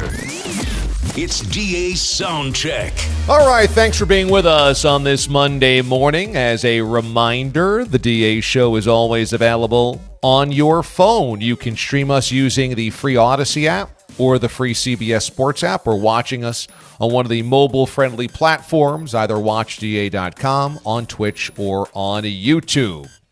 Okay, we start out sound check with Nick Sirianni, who admitted he has looked at the last time that the Eagles made the Super Bowl and longed to be part of it. Here's the Eagles head coach. Fans were awesome. Atmosphere was unbelievable. When you guys go into our indoor, there's always that picture in the back part of it of the 2017 NFC Championship game, and it's just the electricity of the stadium, and we're looking forward to getting another one up there, another picture up there of this special moment. It is pretty amazing. The Eagles, for the first 51 years of the Super Bowl, went to 2 of them, lost them both. In the last 6, they've been to 2 of them. First 51 years, they went to 2 Super Bowls. The last 6, they went to 2 more. Pretty amazing. I mean, the first time they even got to the Super Bowl, 1980, with Ron Jaworski and Dick Vermeil, was a complete Cinderella type of campaign. And even making the Eagles somewhat relevant for Dick Vermeil got him basically the key to the city. But they didn't capitalize, and that team kind of burned out, and so did Vermeil. And then they kind of walked their way through the 80s trying to find a way to become relevant again. And they were in the playoffs with Buddy Ryan, but couldn't really ever get over the hump in a great NFC. Then Andy Reid came in the late 90s. They went to 4 consecutive NFC championship games, but lost 3 of them, and then got to 1 Super Bowl, but lost it to the Patriots. And so the Eagles were always kind of a star-crossed franchise. In 2017, obviously they won it with Nick Foles, and now they're back in one. It's been a hell of a turnaround to basically tear down that team in 2017 and build it back up to get back to a Super Bowl this quickly. Next up is Travis Kelce, Chiefs tight end, who was unhappy that the Cincinnati mayor took some shots at the Chiefs. Here was Kelce after the win last night. Hey, I got some wise words for that Cincinnati mayor. Know your role and shut your mouth, you jabroni. Okay. I will lean on our resident wrestling expert. Was this a Rock reference? Yes. Pete the Body. This was a Rock. Dwayne the Rock Johnson. That's one of his legendary catchphrases. Shut your mouth and call people jabronis, right? Yes. Okay. Travis Kelce is a big-time character, obviously, and he's going to take that moment and and yell into a microphone, but I definitely think that the Chiefs felt slighted, even though it's so stupid for a mayor to cause motivation. But, I mean, Mahomes cited the Cincinnati mayor after the game as well in the press conference. He's like, I had the Cincinnati mayor coming after me, and then took a shot saying, I guess the Cincinnati mayor didn't have anything better to do. You're only the mayor of Cincinnati or something like that. So clearly they heard it, and the Bengals got a little over their skis. And by the way, just a note to all politicians, stay out of it. You look like clowns. You look like dorks. The Cincinnati mayor certainly was one of those dorks, elite dorkdom. I mean, just stay out of it. But the Chiefs used it. The Chiefs used it.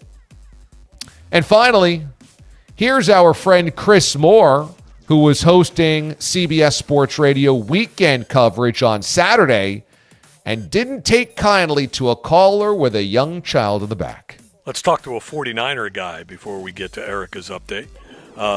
He's in San Francisco. What's up? Now listen to that excitement. Yeah, we are so. Thank you for taking my call. Sure. What's up? We are so excited about this game, and I want to give you a perspective from San Francisco, which I believe is sometimes overlooked in the national media.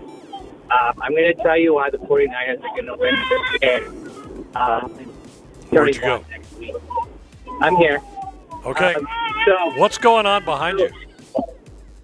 My baby daughter's in the back seat. We're actually going to a birthday party right now in the Santa Cruz Mountains. But nice. I want to talk about the 49ers. Easy on the apple juice. Yeah. You know, the 49ers have the highest point differential in the NFL this year. And Brock Purdy, I think, is the most overlooked quarterback right now. He has never lost in the NFL. And he is sneaking up on people. Yeah, well, nobody ever. I'm going to let you go because I can't listen to your baby anymore. I hope it's a good party.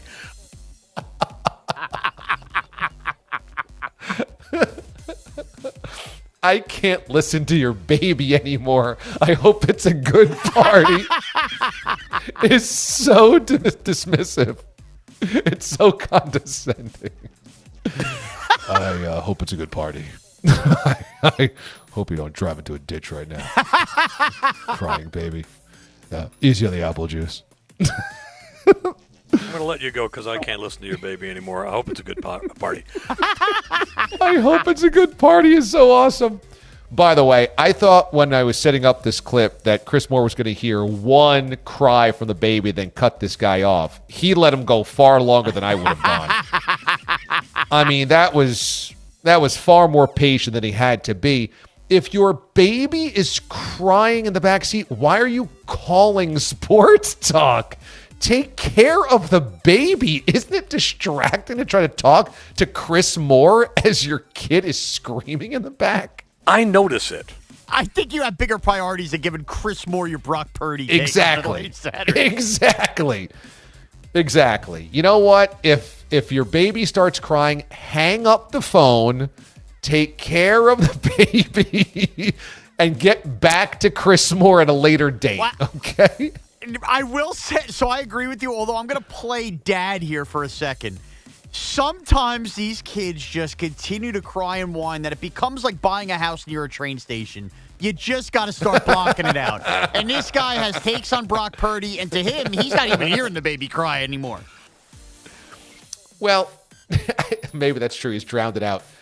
But he also has a terrible take that Brock Purdy's the most overlooked quarterback. He's one of four quarterbacks left, and everybody's talking about Brock Purdy as Mr. Irrelevant getting this far. Come on.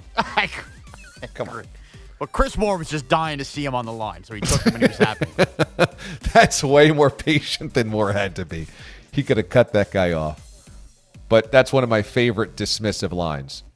Hope you have fun at the party. I'm going to let you go because I can't listen to your baby anymore. I hope it's a good party. I hope it's a good party. I can't listen to your baby anymore. That's like something that somebody at the party says to this guy. I can't listen to your baby anymore. I'm going to go get some more cake. Has Chris not recovered from Billy leaving him out to dry? Well, I guess. What do you mean? What do you mean? When he couldn't talk that day, and Billy was just like, I had nothing to offer. It was one of our 12 DAs last year. Sorry about that, Billy. Well, the baby had more to offer than Billy. I see. I remember the moment well, but you're saying that Chris Moore has very little patience left because Billy hung him out to dry? Yeah, he needed Billy to talk, and Billy brought him nothing. So he had to quickly recover and get back to doing his job because the Billy Jack show is short-lived. It's the Billy Jack show. Yeah, it might be if this comes out. The only thing worse would have been Billy crying like a baby. How did anyone not think that was a top 5 12 DA? It's so good. It's so good. I'm very sorry, Billy, but my larynx is disintegrating, and I won't Sorry be able about that, to Billy. formulate words anymore. Got a little sore throat working. It was a good life. It was a good run, Billy. But the farm's yours now. It's the Billy Jack show. The baby's yours. It might be if this keeps up. Oh. I hope it's a good party. Billy, there's a 1-year-old baby in Santa Cruz, California that's yours. You'll know it by its tears. It's crying all day, every day. And Billy, you now are the guardian of this child. I'm sorry. This is better than a fat journal. I love it. I love it. What's better, Chris Moore getting short with a baby? No, Chris Moore and Billy got like every time we revisit it, it's so special. You mean it should be higher on the 12 DAs? Yes. Billy, I just want you to say hi to your mom for me. Sorry, I worked so much when she was a kid. Seems like a very nice girl. It never gets old. Oh, God, it never gets old. All right. That is Sound Check, and here is Andrew Bogish with our headlines. So Charles Davis went with to infinity and beyond. Choose your own accolade for Patrick Mahomes after his performance in the AFC title game yesterday. 326 yards and 2 scores. Then the gutsy scramble around the right end for a first down to extend the Chiefs' final drive, all on that high ankle sprain. I tried to do whatever I could to win, and obviously there was times where you could see that it wouldn't let me do what I wanted to, but I was able to do enough in that last play to get the first down and get myself out of bounds. And when he got out of bounds, Cincy's Joseph Osai shoved him, tacking on another 15 yards, letting Harrison Butker kick the 45-yard game winner with 3 seconds left. Mahomes heads to his 3rd Super Bowl in 4 seasons, hoping to break the 1-1 tie. His counterpart, Joe Burrow, sacked 5 times, picked off twice, finally failing to beat Mahomes. Tough loss.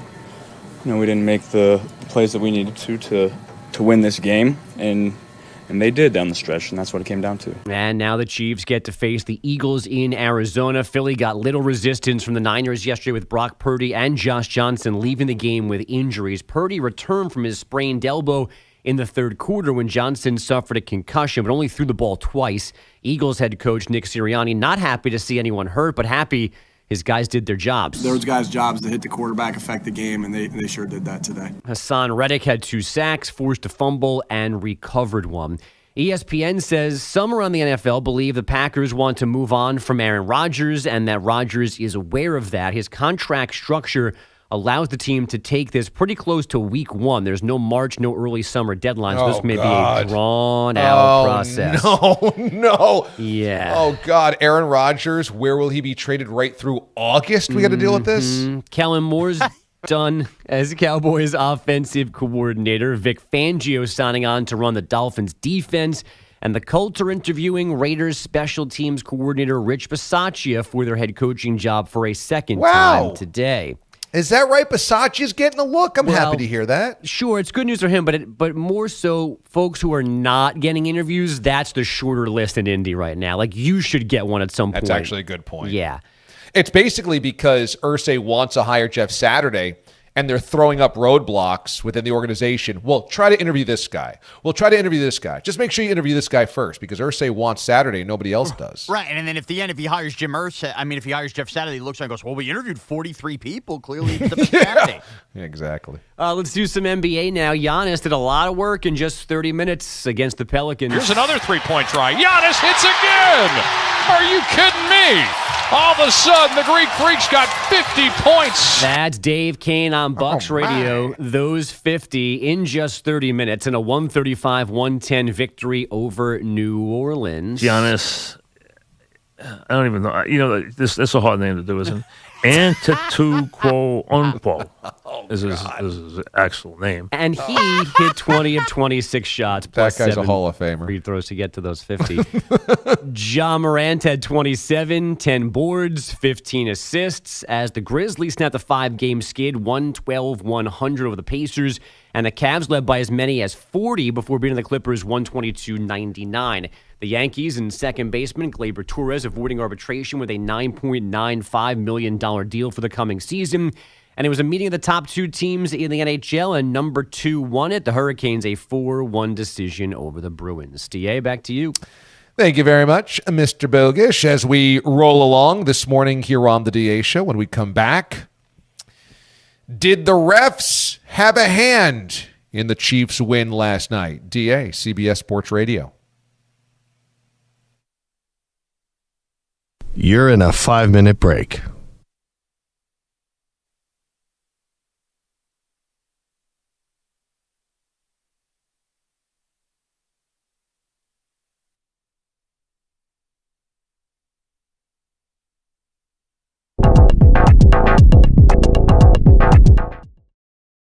We all love playing cornhole, throwing sandbags, having a few beers. We all love playing cornhole, especially if there's a charity cornhole tournament. I mean, come on, charity cornhole tournament? What could be better than that? What could be more happy-go-lucky, more pleasant than a charity cornhole tournament? That is until at Georgia's Douglas County and their charity cornhole tournament, a fight breaks out. And the woman on the PA just goes ham. Stop it right now! We will stop this tournament! This is stupid! This is absolutely ridiculous! Get out of here! We will stop this tournament right now! We are adults, and this is ridiculous! It is a cornhole tournament fundraiser! Cut the I love Southern women. Love them. A bunch of my fiance's family is from Georgia, South Carolina. I love Southern women because you hear how she says get. She looks at a bunch of adult idiots that are fighting in the middle of a charity cornhole tournament, and she basically treats them like dogs. You get out of my sight, get. That is what my fiance and her family does with their pet wiener dogs. That's what they do with the dachshunds. When the dachshunds are like acting up. You get.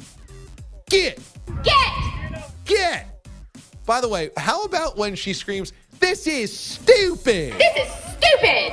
And then somebody right after that yells, "Yeah! This is stupid! Yeah! This is stupid! This is... This is stupid! Woo! It's a fight at a cornhole tournament! This is stupid! Can we just... This is... Can we just hear the whole thing again? This is just the best piece of audio. Again, this is a charity cornhole. Why are we talking so much about cornhole this week? It was broadcast at ESPN2, sponsored by a bratwurst company on Sunday that I ended up watching, of course. And then there's a charity cornhole tournament. I don't know if this happened over the weekend in Georgia. And a freaking fight breaks out. And this woman on the PA is just the best. Stop it right now! We will stop this tournament! This is stupid! This is absolutely ridiculous! Get out of here! We will stop this tournament right now! We are adults, and this is ridiculous! It is a cornhole tournament fundraiser! You get!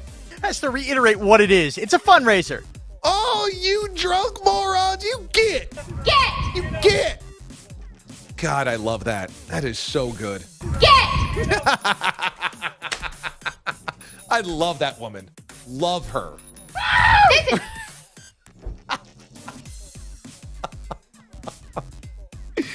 Oh, man, that is so good. It is a cornhole tournament fundraiser.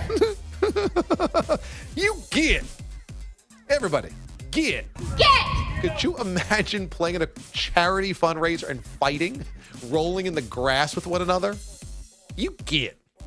Oh, y'all get.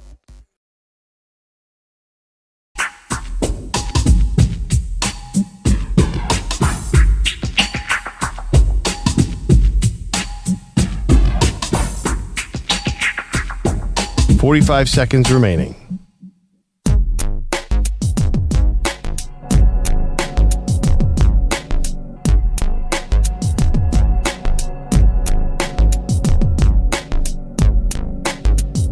.30 seconds remaining.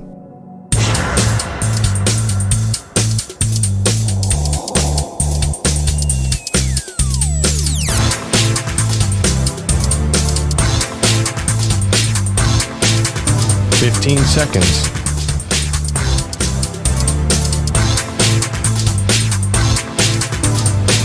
Break ends in 5 seconds.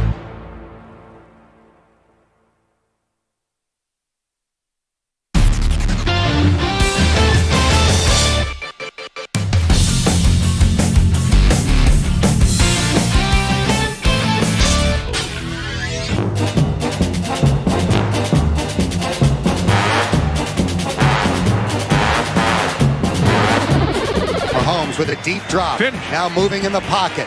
Running to the right and running well. He's at the 50. He's trying to run for the first down. He goes out of bounds. And the Bengals push him after he was out of bounds. Multiple flags are going to tack 15 yards onto this play. 8 seconds left in regulation. And with that penalty, the Chiefs will be in field goal range. I got to learn from experience, and I got to know not to get close to that quarterback when he's close to that sideline. If there's anything that could possibly cause a penalty in a dire situation like that, I got to do better. DA on CBS Sports Radio. Ooh, what a way to lose for the Bengals. That was Dan Hoard, Dave Lapham on Bengals Radio as the Chiefs survived to head to their third Super Bowl in 4 years. Welcome back. DA with you here on CBS Sports Radio. And as always, the DA Show is available in podcast form. Listen to the DA Show as your favorite best of show or the full 4 hours every single morning. Just search the DA Show on your favorite podcast platform. Man, defensive linemen like Joseph Osai only become national news when they do something terrible like this. And Osai was on the sidelines inconsolable. Remember D Ford in this situation? 2018 AFC Championship game at Arrowhead Stadium. The game is over in the fourth quarter. Chiefs lead. Driving, Tom Brady's pass is intercepted. This would end the game. D Ford, offsides. Will forever be a 4-letter word in Kansas City. D Ford, offsides. And so now Joseph Osai joins that list of infamy with the push out of bounds. And, you know, there was a lot of people that were griping quite a bit about officiating yesterday, which we always do. And there were a couple that really bothered me. They really annoyed me. But if I were to take the holistic view, do I think that the refs had a hand in the Chiefs' win? No, because the flag on Osai has to be thrown. I mean, the quarterback is 2 yards out of bounds, then gets shoved to the back to the ground. That's almost always going to 90% of the time, 95% of the time, 99% of the time result in a flag. You hate for the flag to push the Chiefs into makeable field goal range, almost unmissable field goal range when they would have had to make at least one more play more than likely to really have a good shot of the field goal, but it is what it is, and you kind of have to throw the flag there. earlier in the game, the ones that I thought in the fourth quarter were more problematic was when they kept granting first downs to the Chiefs. And the Bengals, at one point, the refs had stopped the play and we didn't know. The play went on as though there was no whistle. The play completed. Then Romo and Nance are just explaining that, it was so loud here that nobody could hear the whistle. They're standing on the sidelines. They're sitting they're in their position next to these refs and they can't hear the whistle. That's a problem. If these guys are a few yards away from you and you can't hear the whistle and they let the play go, and then suddenly we see from the bird's eye view, there's one ump that's running in from beyond the hash marks to kind of stop the play, half-heartedly stop the play. It was like, that's how the Chiefs get a new third down. And then there's the defensive hold that gives them another third down. That I had more problem with because this is an AFC championship game in the fourth quarter, a tight ball game. If you're going to stop the play, you better damn well stop the play. If the play is dead, stop the play dead. Don't kind of half-heartedly wander into the middle of traffic going, guys, I think we shouldn't run this play right now. Come on. So that one annoyed me more. You know what really annoyed me in the early game? Was the hit that injured Brock Purdy. Hassan Reddick comes around the side and hits Purdy pretty obviously before the arm is going forward. That's a fumble, and they call it incomplete on the field. Now, because it was the Eagles that rushed to the football and picked it up, even though they couldn't advance it, they called it possession Eagles. But that's an enormous miss. They stopped a play when the game was clearly still in doubt because they said a fumble was an incomplete pass. Now, again, I think that we all believe the Eagles were the better football team yesterday and would have won no matter what that whistle was. And ultimately, it only hurt the Eagles in some ways. But that ball popped straight up in the air. Don't you err on the side of fumble so that the play can unfold before you whistle it dead? Instead, they call it an incomplete pass, but then have to overturn it to a recovery. On top of that, how about the Devontae Smith catch on 4th and 3? It's a great catch by Devontae Smith, we thought, which led to the opening touchdown, but it hits the ground. I know that the Eagles rush to the line of scrimmage. I know that they get the next play off, and so that's some gamesmanship. But you kind of blew it, refs. You kind of blew it. Ultimately, I think that the Eagles were going to win that football game, and especially when Purdy went down. And the Chiefs, you got to throw the flag when Osai pushes Mahomes to the back. But it certainly wasn't a clean day of officiating. Mraz, how'd you grade out the refs yesterday? I actually had more of an issue, I agree with you, in the first game with the Eagles 49ers. I thought it was kind of ridiculous also that Devontae Smith so quickly that we don't have that expedited review. That felt like it changed the game. We've had this expedited review all postseason. That didn't happen early on. I thought also making a big deal about the wire kick with the punter and having to take the time to look at that. I just didn't understand this whole expedited replay all playoffs, and we didn't have a lot of that in the first game. The second game, look, I honestly, I didn't crush the refs that much. I didn't hate the push out of bounds. I thought they were pretty consistent with that. Yeah, on that play where the ref's running off the sideline, but as much as it sucks, the old 22 view, we do clearly see that he ran off the sideline to stop it. I think that's just more poor communication. But overall, I actually thought the refs could have been a much bigger deal had that first game been closer than they actually were in the second game, where it just felt like, a lot of people were picking the refs, as far as getting in the way. But in reality, I think they were pretty consistent on their calls. And in terms of the 15-yarder on Osai, again, you hate to see a game decided on that, but I think the Bengals all agreed that the flag was supposed to be thrown there because when the flag is thrown, the sideline kind of like winces like, oh, they're not even fighting the fact that there's a flag. They're not like, how could that be a flag? And then as Osai goes to the tunnel last night, there's video of one of his defensive teammates screaming at him from behind saying, how can you push the quarterback like that? Yeah, no doubt about it. By the way, we saw the same call in the first game basically to a T. So that does have consistency. The only thing, if you were going to defend Asai, and I've heard this point, I think it's fair, is that in that spot, every yard is literally going to matter in those freezing cold conditions for a Butker field goal. That, Mahomes, if Asai completely lets up and Mahomes wanted to do like a silly, stick the hand out and extend for the football for 2 yards, there is an argument to be made about completing the play, but you have to know that just you're going to get called for it to stop. But there should be something there with the quarterbacks where they can't stop, they can't fake slide. We're still dealing with that, and I think that's the defense for defenders. Yeah, it's an impossible situation for defensive players trying to guard a quarterback because a quarterback becomes a ball carrier.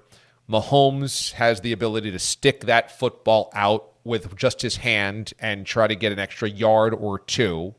And a defender is also trying to prevent the game-winning field goal, so getting him out of bounds, riding him out of bounds, plus a size coming from behind. So, he's kind of chasing the plays. Momentum's coming into the back of Mahomes. It's an impossible situation, but when the quarterback particularly, or a ball carrier in that situation, is a yard or two out of bounds, you just simply can't touch them because you know that, they're not going to give you the benefit of the doubt. So it was a stupid play, and it decides the game last night. But, overall, I did not think that the officials decided the games. There just was a few that leave you with headaches. But you're right, the expedited review, which we've seen work pretty well over the course of the postseason, was, for some reason, missing last night. Very bizarre. Took a nap. I don't know, had a glitch or something. They had to restart the system. Not sure what happened there. When we come back here on the show, more on the championship games coming up straight ahead when we return. How twisted is Kyle Shanahan's football karma? DA, CBS Sports Radio.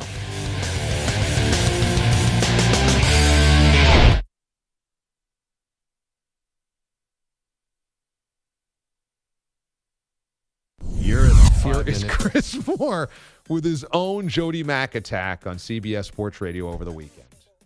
Bound by anyone. There's no one that can stop them. So I wrote this week about the obvious flaw that we have with monopolies, and I wrote that there's never been a big decision made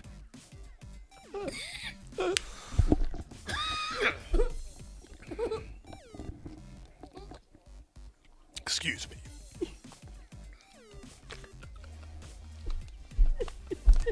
Sorry about that, Billy. Got a little sore throat working. It's the Billy Jack Show. Yeah, it might be if this keeps up. Wow, that got me. We all have issues that we go through in life. Quite know I had this one. But, I don't have. I can't grow a full head of hair. No, I hadn't heard that. Is that a concern for you? Yeah, a little bit.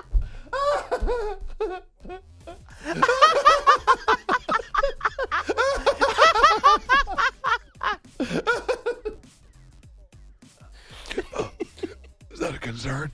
Is that a concern, Billy Jack? So in this case, Chris Moore, I don't know if it was his voice, his larynx was eroding the entire morning, but you could hear it starting to go in the middle of that sentence. And then it goes, he takes an uncomfortable, 30-second pause, so you don't know if they're off the air. And then he's like, oh, that really got me. And then Billy Jock swoops in. Jacqueline swoops in and is like, hey, we've got some trouble here. Yes. And the best. We all have some issues. Yeah. Chris Moore goes, I wasn't expecting this one. So instead of giving Chris Moore a blow to catch his voice, they now start having a conversation. Dead Chris Moore and Billy Jock alone, tit for tat on issues in life. I didn't see this one coming. And it is the perfect Chris Moore take, which begins with monopolies. Of course. And who knew he had a blog? Of course, it starts with a breakdown of monopolies. There's the antitrust exemptions. And sometimes Congress needs to step in, save our economy. The feds just raise the rates. And I didn't see this one coming. But at least he tried to save us from like a horrible noise. Jody just lets it rip. Like there's no. I mean, maybe that ends up working because it just comes out. Chris fighting it made it longer possibly, but he was trying to be a gentleman and not cough up a lung on the air, but it didn't work.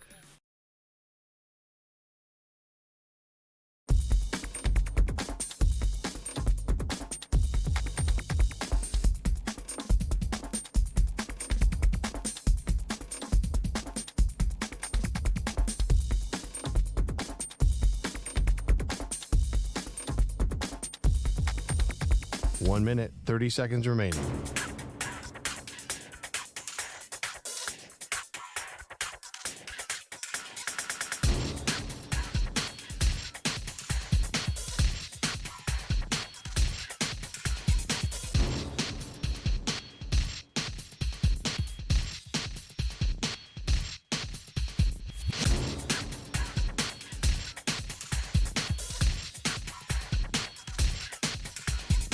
One minute remaining.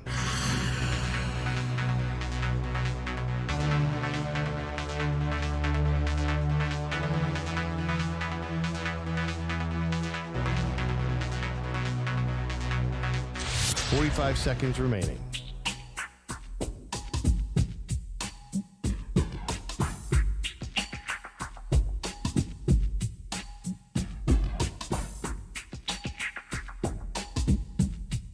$30 seconds remaining.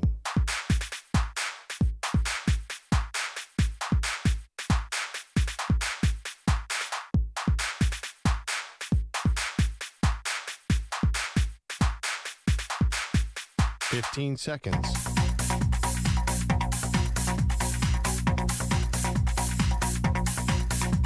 Break ends in 5 seconds.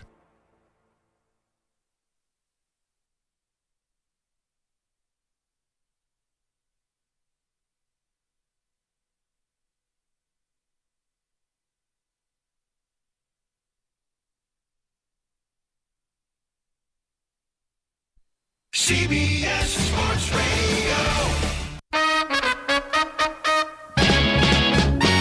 Live from CBS Radio Studios in New York City, it's the DA Show with your host, Damon Amendolara, featuring producer Mraz and the musical sounds of the Zap Zap Orchestra.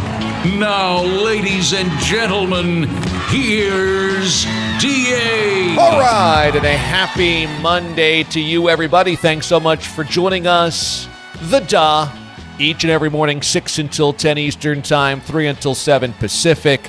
Live and sparkling Technicolor coming up in 20 minutes. We are stunned. To a news in 40 minutes. The Cowboys have scapegoated Kellen Moore. Oh, yeah. Obviously, a lot on yesterday's championship games throughout the morning. And can we just dissect for a moment the twisted carnage that is Kyle Shanahan's football karma? Now, of course, Shanahan has a hand in much of this, but let us just for a moment bathe in the crushing nature of some of his most indelible moments. He is the offensive coordinator in the Super Bowl in the 2016 season when the Falcons hold a 28-3 lead. He's the play caller under Dan Quinn, and the Atlanta Falcons blow the biggest lead in Super Bowl history and blow it against the New England Patriots, lose in overtime. 25-point lead in the third quarter. Kyle Shanahan's San Francisco 49ers have a 10-point lead in the fourth quarter of the Super Bowl 2 years later, 2019. 3 years later, 2019. Lose that one to the Kansas City Chiefs.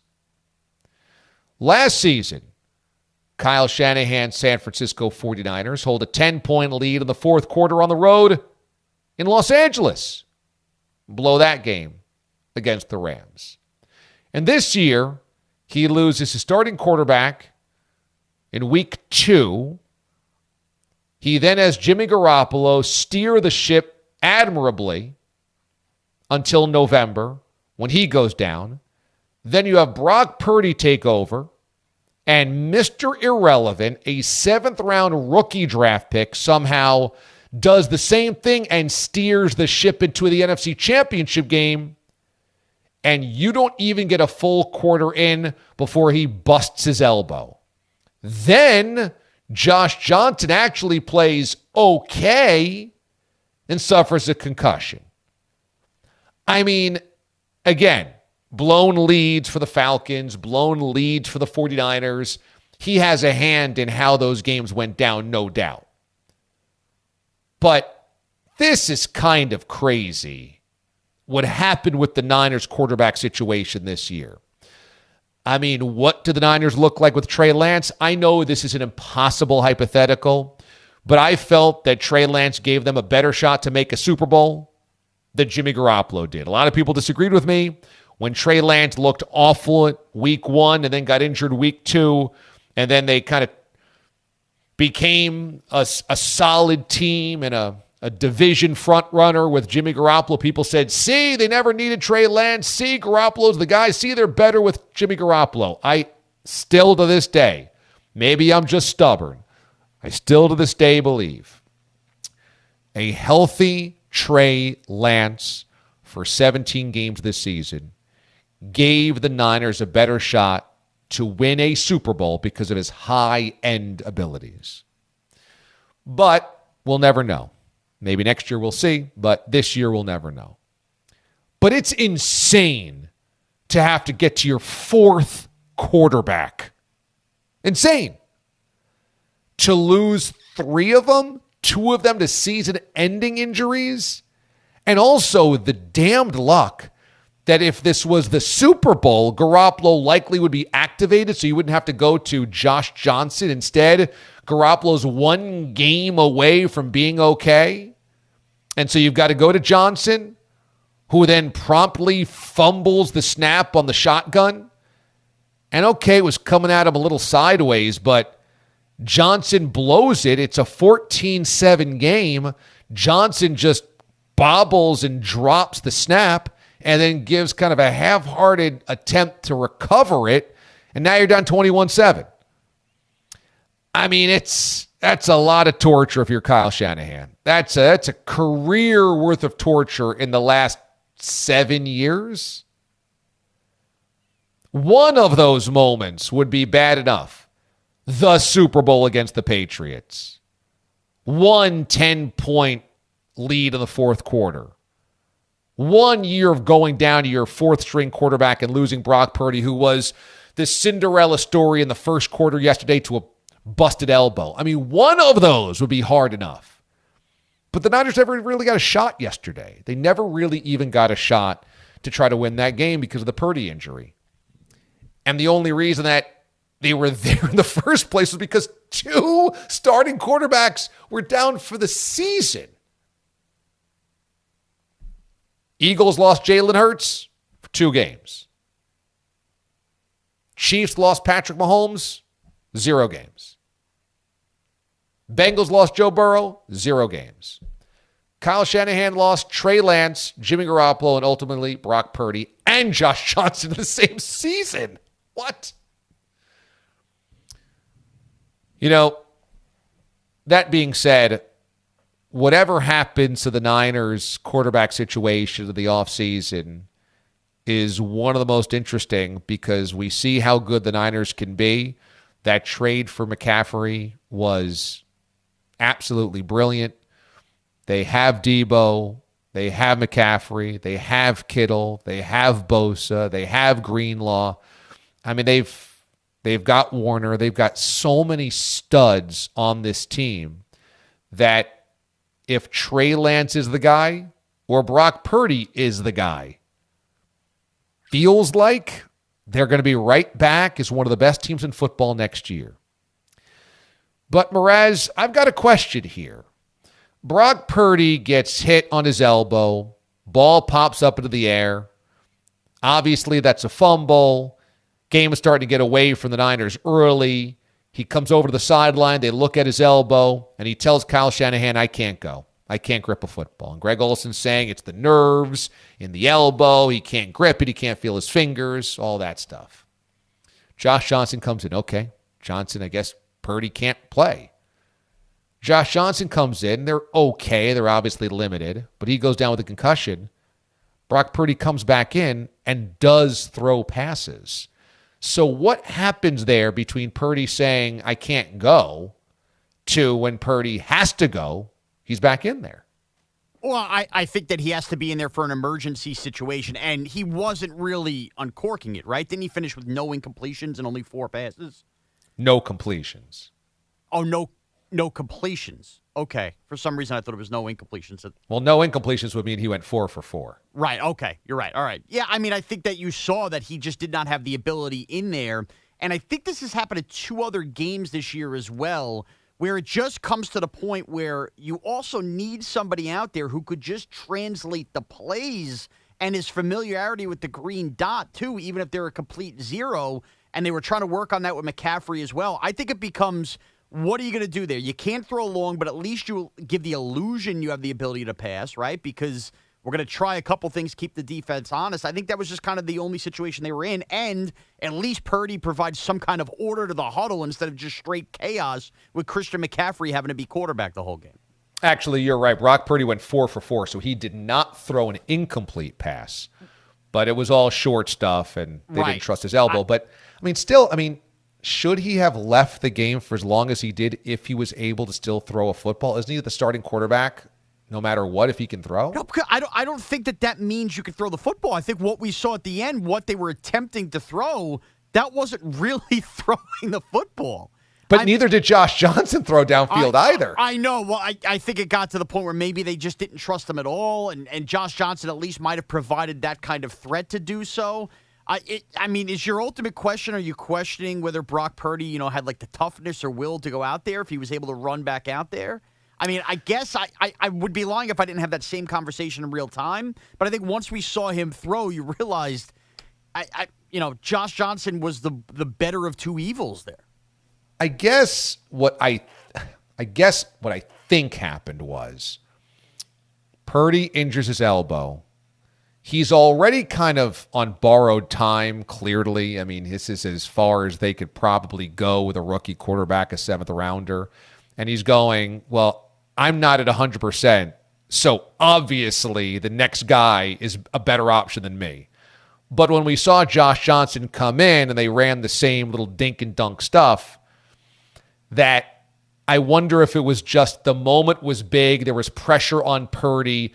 Purdy felt it because he's a rookie and was like, oh, anything's got to be better than my elbow. Meantime, if the same injury is to Mahomes or Burrow or Hurts, it's like, you're not taking me out of this football game. I'm the starter. I'm still better than whoever else is behind me.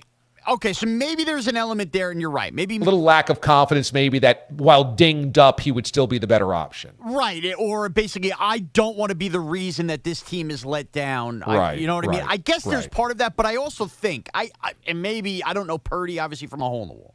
I got to think that if Purdy had twisted his ankle there, ankle sprain, something like that, I think he figures out a way to gut it out. I think it was the idea that it was the throwing elbow. Again, if they really trusted him to throw after the fact, they would have tried more than 4 passes total. Although the game was kind of out of reach by that point, wasn't it? Yeah, but even down 3 touchdowns, 8 minutes left, don't you got to just air out as much as possible to try to come back? They weren't even willing to do that, which showed how little they trusted that. I'm pretty sure that was the stat, that Purdy started and finished a game and didn't throw an incomplete, and the first quarterback to ever do that and lose a game by like 25 points or something like that in NFL history. So, I think if they could have attacked Ayuk or somebody like they would have tried to throw the ball and wing it around. They just didn't trust the arm. They quite literally had nobody left that could throw the football. And, oh, by the way, the one play that they let Christian McCaffrey throw the football, can we give him a little bit of an opportunity to complete a 10-yard pass before we're worried about completing a 45-yard bomb, too? And when it was 7-7, I said, boy, the Eagles messed around and let the Niners stay in this game. And the Niners have such a good formula, and they have such a good play caller, and they have good athletes that, you let them hang around. They've got a great defense.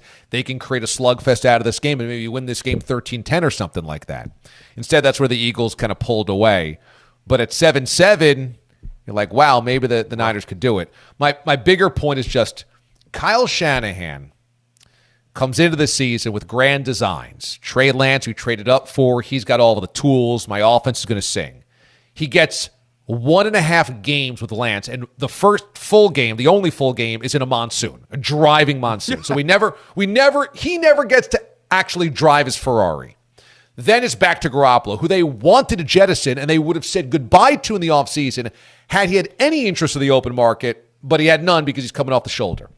Garoppolo comes in, and to Kyle Shanahan's credit, he manipulates the offense enough. He evolves the offense back to what it was, or devolves it to where Garoppolo can steer the ship. Okay, you know what? Backup quarterback. How many guys as a backup can still get you to the playoffs? Full season, Garoppolo can. Shanahan's doing great. Then Garoppolo goes down. We all go, well, there's no way they're doing anything this season. Season's over. They're cooked. What, Brock Purdy's going to do something? Purdy comes in, and suddenly the offense is better than it was with Jimmy Garoppolo. Shanahan is mind-blowing in his brilliance in bringing Purdy to the next level. Then he gets to the NFC Championship game, and Purdy is the star, and we're all like, oh my God, can you believe what Kyle Shanahan did? And Purdy on the second drive of the game, first drive of the game, has his elbow ripped. I mean, You're just like, how could Shanahan, he's riding this incredible wave of credibility and respect of what he has done, and then he gets one drive into the NFC Championship game, and his Cinderella story rips his elbow. It's unreal. It is. But if we defend Purdy here for a second, didn't Josh Johnson coming in kind of prove that Purdy wasn't just a matter of the system? Because Josh Johnson's been in the league a long time. We saw him last week versus the Colts with the Jets move the football a bunch. He did nothing in this game. Nothing in this game before his concussion. Doesn't that kind of show that Brock Purdy maybe has a little bit of it, and it's not just the Shanahan system as well? I think that's a good takeaway. Yeah, I think that's a good takeaway. I don't know. I don't trust Brock Purdy to be a better quarterback.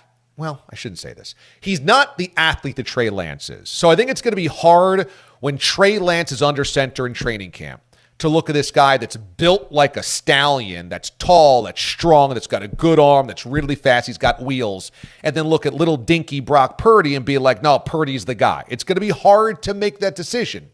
But you're right, Purdy had the ability over these 8 weeks to work the offense coolly, calmly, get it to the right guy, not turn the football over.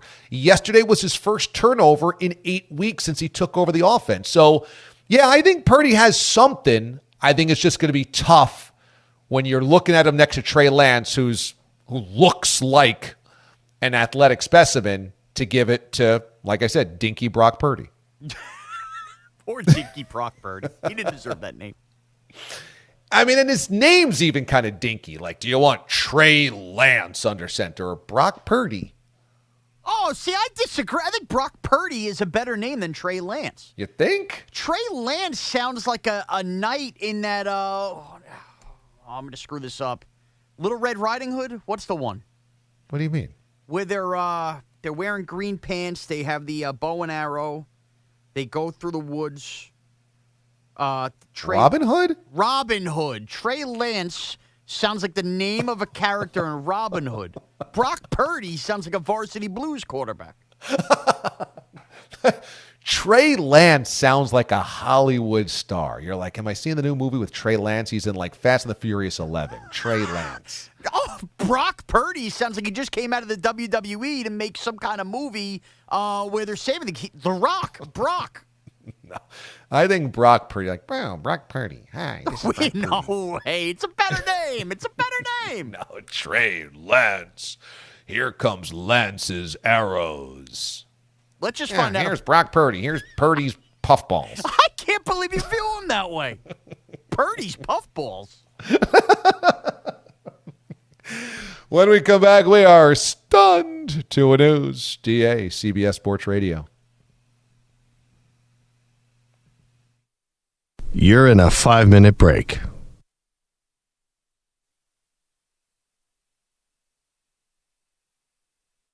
Let's listen to the magic wash over us. Say, Shep, you like Teddy Pendergrass? I do not. It doesn't mean he's bad. I just don't like him. I'm offended. Well, you shouldn't be. He just doesn't do it for me. That's all. You know who I am sad about. Speaking of musicians, I'm not gonna sing the. I'm not gonna sing the song. I'm Got it. not. Nobody wants to hear me. I'm not Teddy Pendergrass. But it is so good loving somebody when somebody loves you back. that's true. You know, we did lose a huge time musician today. Well, Teddy Pendergrass is he not here. No, I understand that, but David Crosby. That was a bummer. Who? David Crosby of Crosby, Stills and Nash. From what? He was an integral in rock and roll. He had the walrus mustache. Does that have the cul-de-sac on top of his head? I like Teddy Pendergrass. Got it. You've never heard of David Crosby?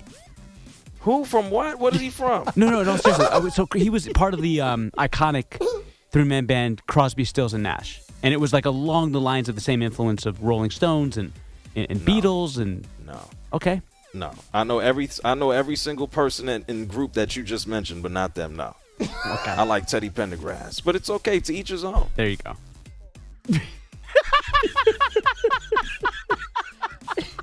You could do a 4-hour show on that clip. Come on. Do our bosses realize how good this is? Does anybody on the network realize how great this is? 24-hour marathon of these guys. This is unmatchable. Undefeated. Here, one guy's talking about Teddy Pendergrass, and the other guy has no idea what he's talking about. The other guy goes, Crosby, Stills, and Nash. The other guy goes, I have no idea what you're talking about.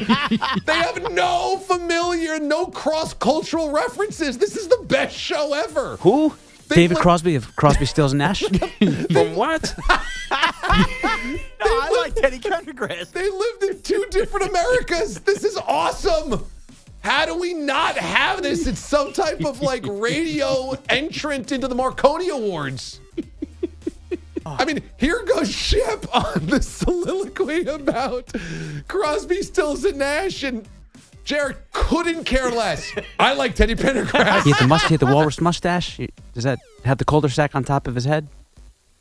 I like Teddy Pendergrass.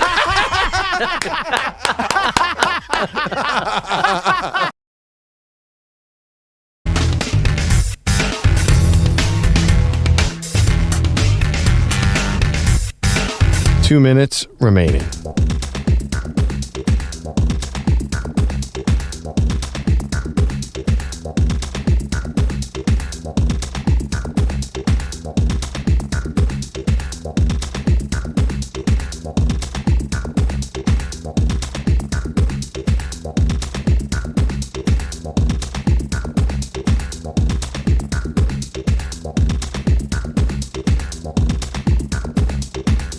One minute, 30 seconds remaining.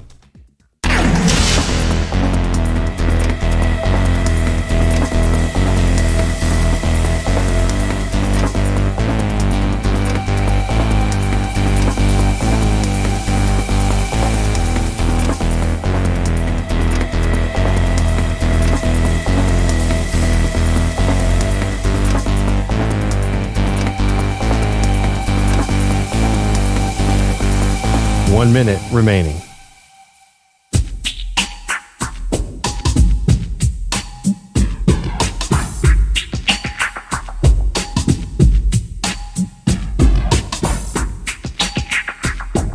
.45 seconds remaining.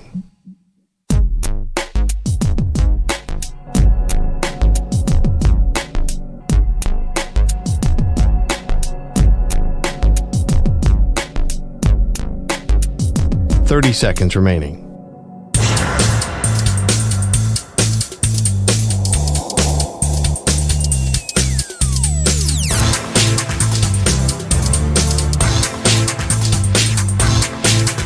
.15 seconds.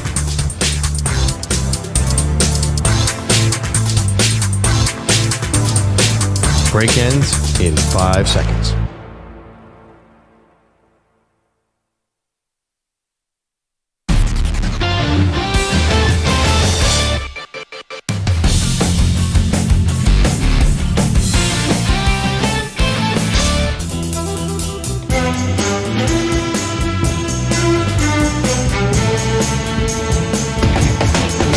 sip of that. The DA Show on CBS Sports Radio. We appreciate you being with us on this Monday morning. As always, the DA Show is available to watch the simulcast on YouTube or on Twitch or at watchda.com. And if you ever miss an episode, you can go back and watch the archive of the episode as well. So check out the archives of the full episodes on YouTube by going to our CBS Sports Radio channel there. Boy, you know, this Chiefs run, if they win Super Bowl 57, this is a hell of a run. 5 years, 5 consecutive AFC championship games, 3 Super Bowl appearances, and look at how close they are for going 5 for 5 making the Super Bowl. Year number 1, they host the Patriots in the AFC championship game. They have the game won. They lead late, final minute of play. Brady throws an interception, and D. Ford is called for being offsides. If Ford is lined up legally, the game is over. Chiefs are going to their first Super Bowl in the Mahomes era. That was 2018. And, again, who knows how it plays out. That was the Super Bowl where the Patriots beat the Rams 13-3. I like my chances with Mahomes as the league MVP to score more than 3 points in that game. That was the Jared Goff is a disaster game. The next season, 2019, is when the Chiefs beat the Bills at home, AFC Championship game, go to the Super Bowl, and beat the 49ers. They come back from down 10 of the fourth quarter on the Tyreek Hill bomb, then the Kelsey touchdown. 2020, they get back to the Super Bowl,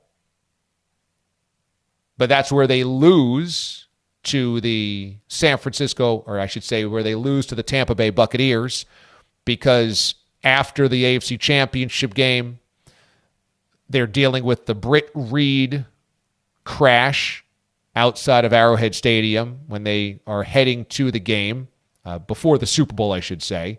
And that kind of casts a pall over the entire moment of time that they're in Tampa. That's also the COVID Super Bowl, so things are a little off about it all. But either way, the offensive line is a train wreck, and the Buccaneers get to Mahomes time and time again. But there's a couple of plays here or there that are just out of the hands of Chiefs wide receivers, and ultimately they lose. Last year, they have a 21-3 lead in the AFC Championship game at home. And then the Bengals come all the way back and win in overtime. And then this year, of course, they beat the Bengals again. 5 years, 5 home games of the AFC Championship game, 3 Super Bowl appearances. And if you get 2 championships out of this 5-year run, that's incredible. It's historic stuff. It's incredible, historically significant stuff. And, you know, it's a run that rarely does any franchise go on. We had Randy Cross on Sunday Morning Football. He was the 3-time champion with the 80s Niners. He was the center for Joe Montana. And the best run the Niners had in the 80s was going to 3 NFC championship games in 4 years. Even they didn't go to 4 in a row or 5 in a row.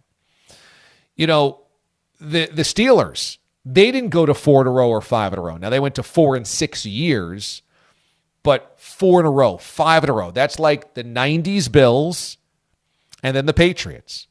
And you want a reminder of just how dominant the Patriots were. This is just insane. Starting in 2011, the Patriots went to the AFC Championship game every year until 2018 and that Chiefs game. They beat the Ravens in 2011. They lost the Ravens in 2012. They lost the Broncos in 2013. They beat the Colts in 2014. They lost the Broncos in 2015. They beat the Steelers in 2016. They beat the Jaguars in 2017. They beat the Chiefs in 2018. I mean, is that not just incredible? To have gone to every AFC championship game from 2011 through 2018, basically the entire decade the Patriots are in the AFC title game, one of the final 4 in the NFL. That's a run that I don't know if we'll ever see again. I mean, so many things have to break your way, and we see what happens the moment that Tom Brady left. That's not going to happen for a long, long time. But what the Chiefs have done to this point is remarkable, really. And they got to finish it off because you got to win rings. You got to hoist Vince Lombardi trophies. They got to finish this off in 2 weeks against the Eagles. But if they do, this 5-year run it's extraordinary. It's historically significant. 3 Super Bowl appearances in 5 years and a chance for another ring. And they were a 21-3 lead away from doing it last year, and they were a coin flip and a D Ford onside away from doing it the first year. So that's how close they were to doing 5 straight. For the Eagles, we'll have 2 weeks to dig in on this, but the job Howie Roseman has done is really impressive, because that 2017 run was the peak of that era of the Eagles, where it all kind of came together.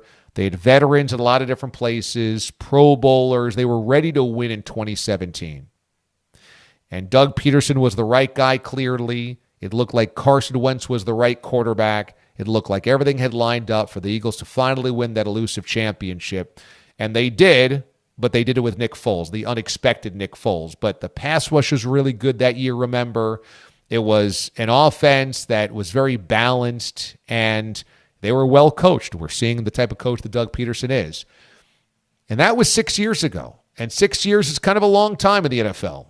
And they've now had a different coach, a different quarterback. They drafted Jalen Hurts. They've now surrounded Hurts with an offensive coach. They drafted Devontae Smith in the first round last year. 2 years ago. They obviously made the trade for A.J. Brown as well. They have good running backs. They've got 2 really good corners there. They've got a great pass rush. They had Hassan Reddick, Darius Slay. That's a well-built team top to bottom, and most of those guys weren't around in 2017. So, to build the best team of the NFC after having the best team of the NFC, remember, they were the 1 seed in 2017. So they were the best team of the conference in 2017, the best team of the conference in 2022, 2 totally different teams, 2 totally different coaching staffs. That's really damn impressive. Standing by with our headlines this morning is a kind sir, Andrew Bogish. AB, good morning. DA, good morning again. So they were the best team during the regular season, and now Jalen Hurts has the Eagles in the Super Bowl. I know the job isn't done, so I never always knew how far we'd come. I never knew how far we'd go, but I never said it couldn't be done. All that's left is solving the Chiefs after solving the 49ers in Philly yesterday, 31-7. Hurts didn't do much through the air, just 121 yards, so the Birds ran for 148 and 4 scores, one of them from their QB, all while the Niners barely had a QB. Brock Purdy hurt his elbow on his 6th snap of the game.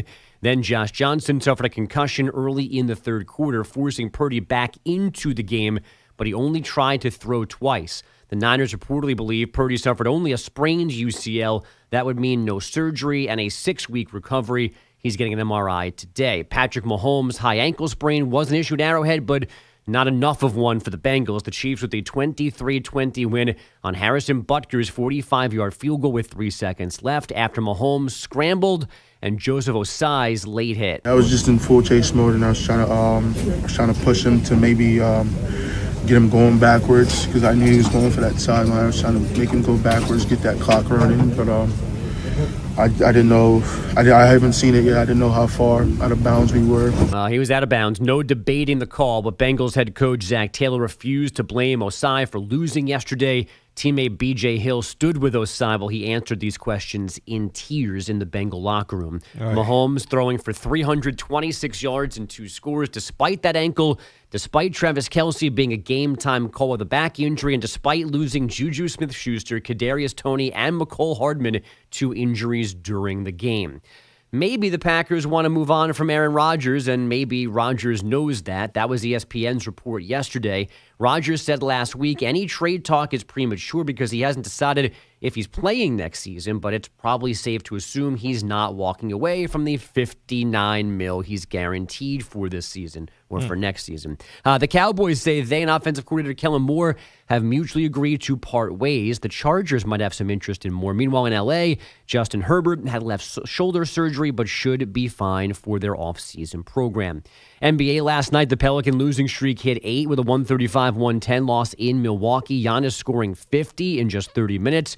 The Cavs hammered the Clippers 122-99, and the Grizzlies snapped the 5-game skid 112-100 of the Pacers. Ja Morant, 27 points, 10 rebounds, and 15 assists. And from the NHL, John Tavares, 2 assists in Toronto's 5-1 win over Washington. And the Bruins on their first 3-game skid of the season with a 4-1 loss in Carolina. And now, why don't we get stunned? Woo!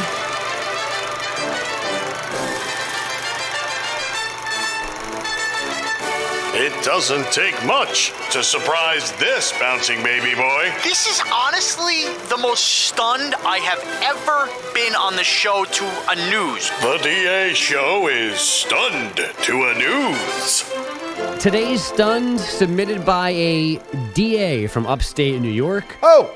It's like trying to find logic in Sean's vampire theory. Authorities in Western Australia are asking the public for help finding a dangerously radioactive capsule that is smaller than a penny. And they're looking for it in an area that's mostly desert and as long as the California coast. Oh, my goodness. This capsule measures 0.3 inches by 0.2 inches and is part of a sensor used in mining. It was being driven from a mine in the northern part of the state down to the capital in Perth, and somewhere along the long drive, it took multiple days to do it, somewhere in that time, the capsule went missing, fell off the truck transporting it. The public warned to stay roughly 5 meters away from the capsule if they come across it, because an hour of exposure is like getting 10 x-rays, and prolonged exposure can lead to skin burns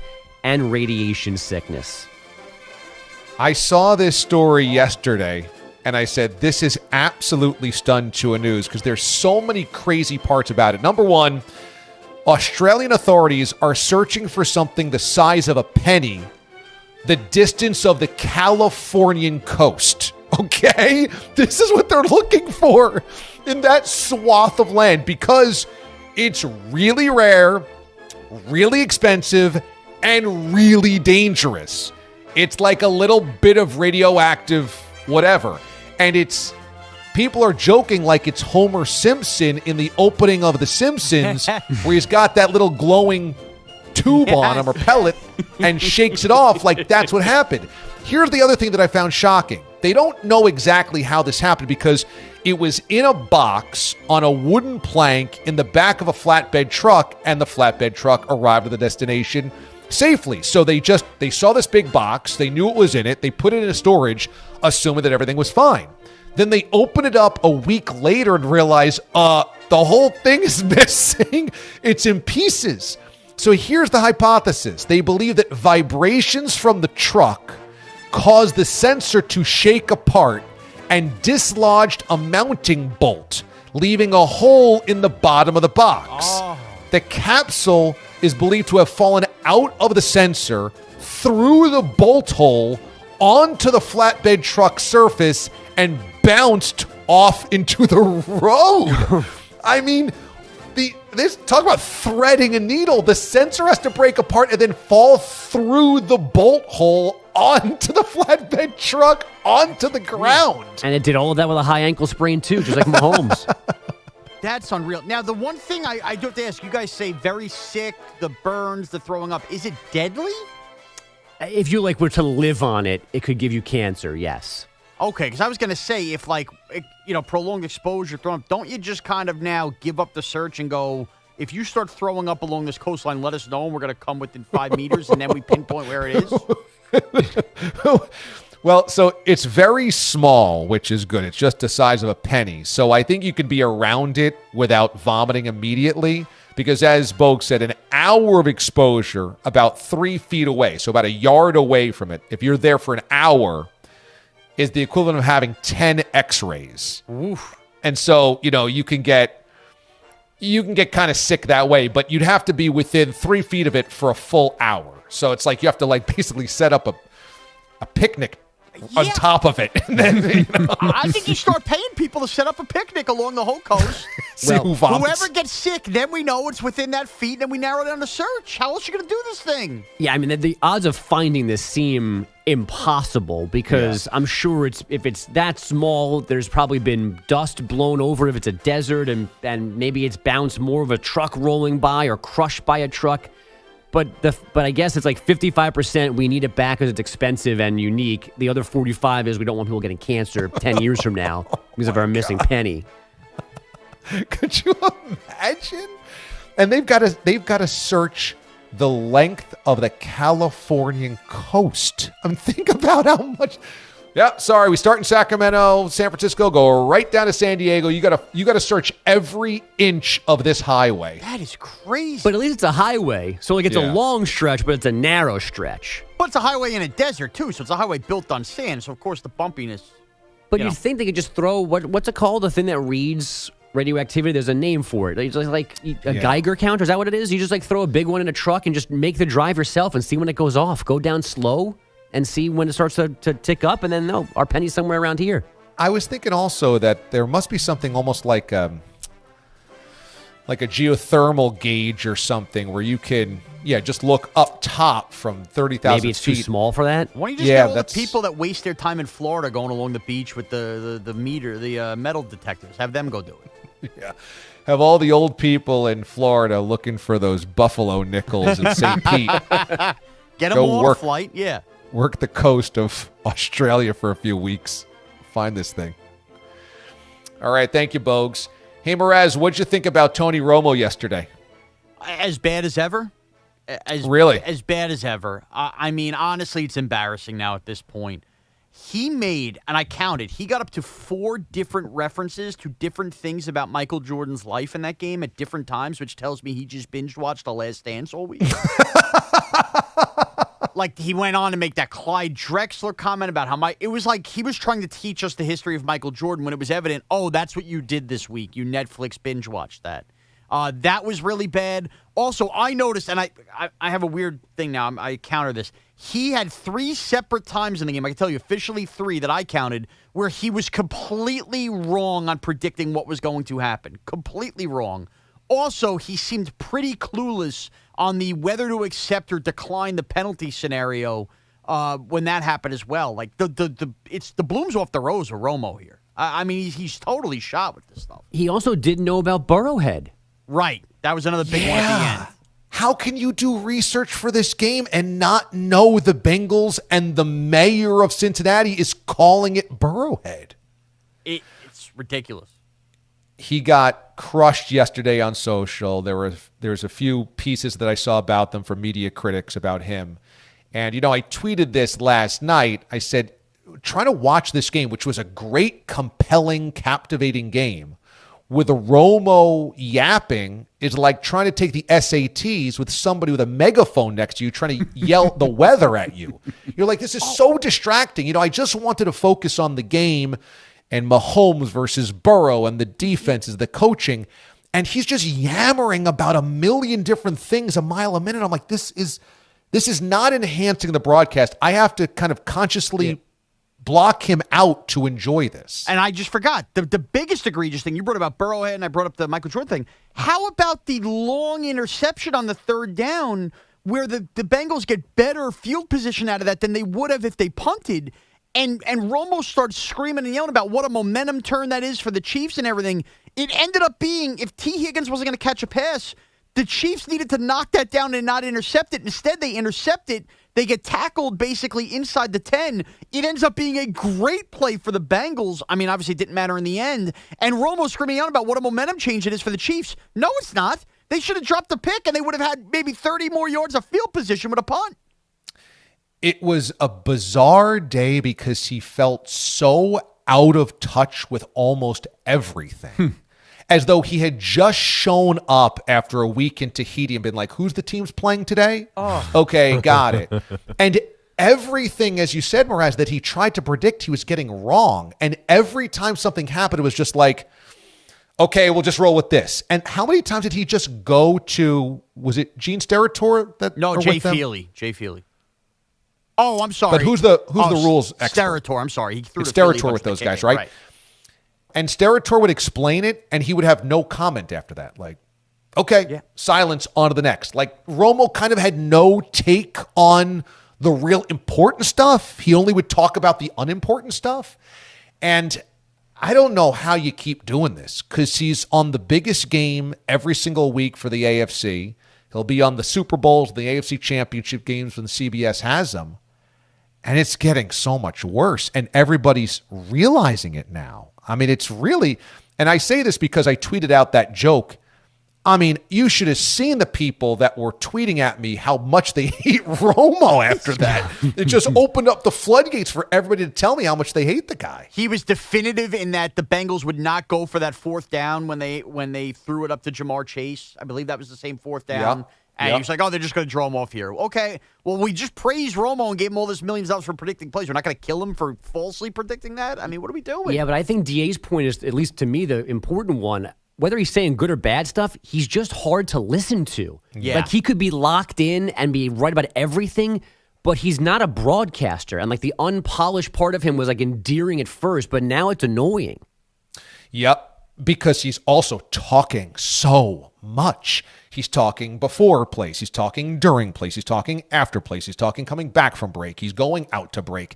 It's just like, wow, Nance gets 20% of the words in. Yeah. And Romo says 80% of the words, but also says nothing. It's loud and it's frenzied right. always. Yes, it's always loud and frenzied. He has become the friend of the friend that comes over to your house to watch a game, and you want to focus on the game, and just talks about nonsense for 3 hours. And you're like, get this guy out of here. Yeah, I know. It's a little scary. Thankfully, the Super Bowl's on Fox, so we don't have to deal with Romo in the Super Bowl, but there's going to have to be a come-to-Jesus moment with Romo with the executives. So they sit him down and be like, you've got to take a few miles off the fastball, take some Percocets, take something before you go on the air so that you're not just like yammering constantly. It's just like, can I just watch a football game here? When we come back here on the show, in Cowboys land, they have found their sacrificial lamb. DA, CBS Sports Radio. You're in a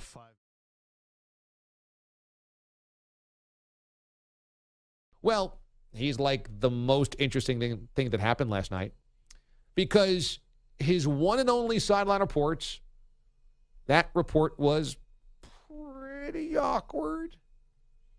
It was pretty awkward, but hey, you know what? A little nerves, a little anxiety, maybe English not being his first language, whatever it was a clunky first report talking about Vance Joseph.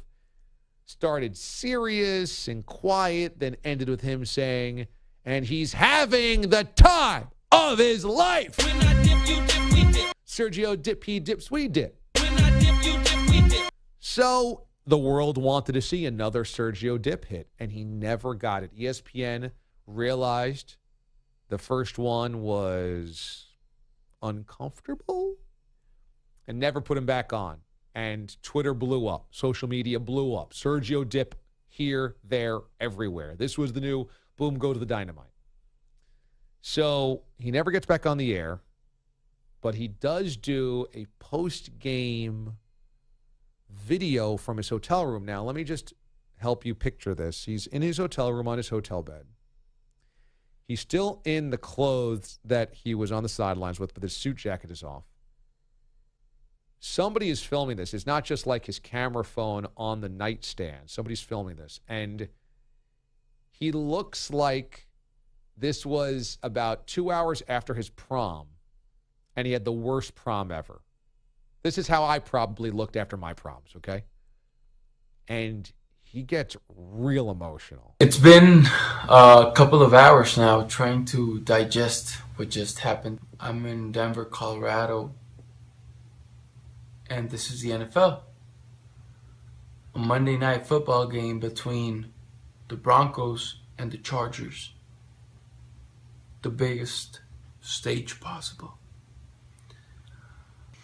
So what I wanted to do was to show some respect, making my debut on American national TV, the biggest stage out there. And on some people's perspective, it all went wrong. But I truly meant no disrespect. Hopefully, I'll have another chance. And be sure, I'll make the most out of it. That was amazing. There is nothing not amazing about that. Number one, okay, this is like the combination of a John Hughes 80s movie where Sergio Dip is trying to win over Molly Ringwald, okay? And he's like Ducky. He is just emoting about how he can't get the girl of his dreams. And it all went wrong. But then it's also the biggest stage possible. It's also, it feels like some Armageddon action movie where he is like sitting in an office thinking about how the world is going to end because he wasn't able to stop the terrorist plot. On the biggest stage possible. It was the biggest stage out there. The biggest stage out there. In a world coming to its knees, And this is the NFL. a hero emerged. The biggest stage possible. Sergio Dip stars as the Born Next. The Born sideline reporter. The biggest stage possible. In a And be world. sure, In a world where Monday Night Football can change society, Sergio Dip is the man to save us. and be sure, I'll make the most out of it. Yes!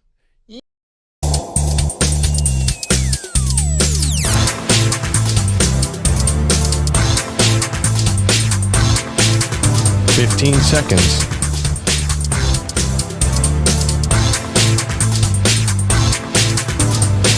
Break ends in 5 seconds.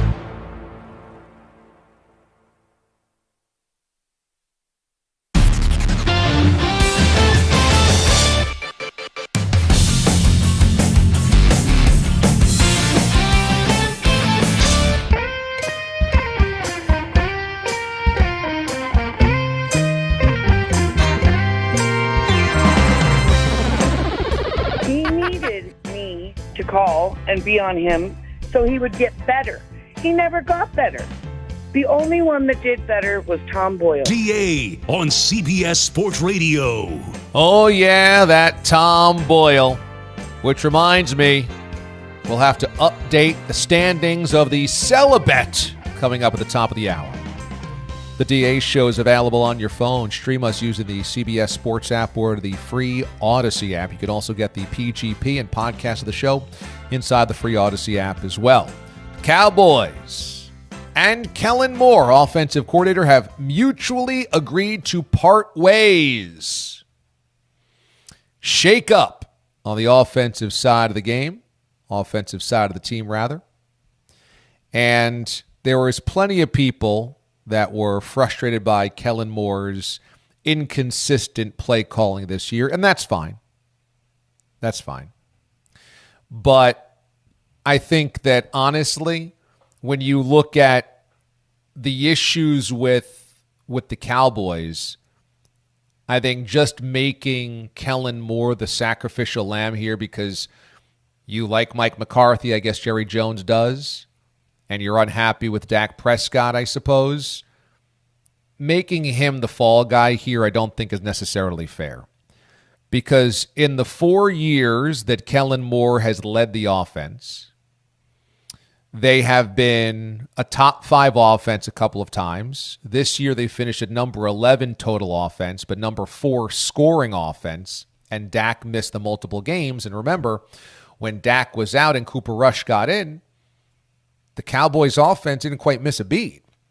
Cowboys offense might have been more effective when Cooper Rush was in there. So I thought that in the playoff win over the Buccaneers, Kellen Moore called a freaking awesome game. It was great.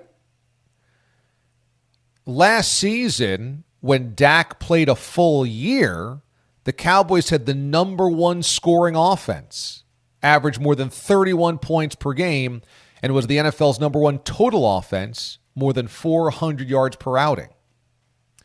So is this about just the loss to the Niners when the offense went kablooey? Is this that Dak doesn't seem to be growing? He seems to have plateaued. Is this just throwing red meat to the wolves? You had to fire somebody, and it wasn't going to be Mike McCarthy, so it's got to be Kellen Moore? Because not long ago, if you might remember, Kellen Moore was seemingly being groomed to be the next head coach of the Dallas Cowboys. That they loved him. He was boy wonder. They had to keep him away from other teams. So, as usual, I don't know what the direction is supposed to be in Dallas, except that this feels like we lost and something has to happen. This was supposed to be our year, so something's got to happen. But Mike McCarthy's my Tom Landry, so it can't be him. They convinced Dan Quinn to come back. Okay, unless Quinn didn't think he was going to get a head coaching job somewhere else, but he's going to come back. That's good.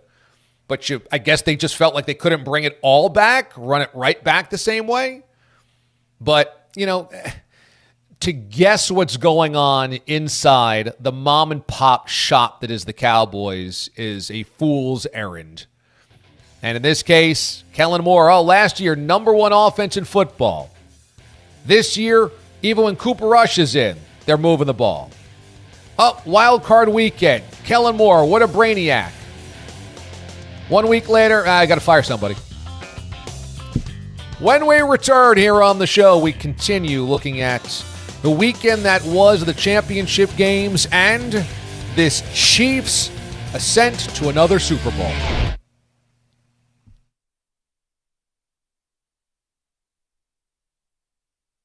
You're in a 5-minute break.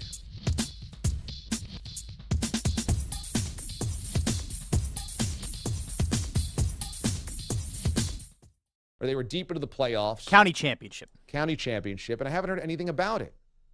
So this week on the PGP, the Permission Granted podcast, I asked Mraz, why have I not heard anything about it? And he said, you said, your captain's you're one of three captains, and your captain said, hey, let's just keep it buttoned up this year. They wanted a buttoned-up approach. They didn't want to give anybody bulletin board material at all. They had to keep my mouth shut. They know I'm a trash talker. And you tried. You have tried.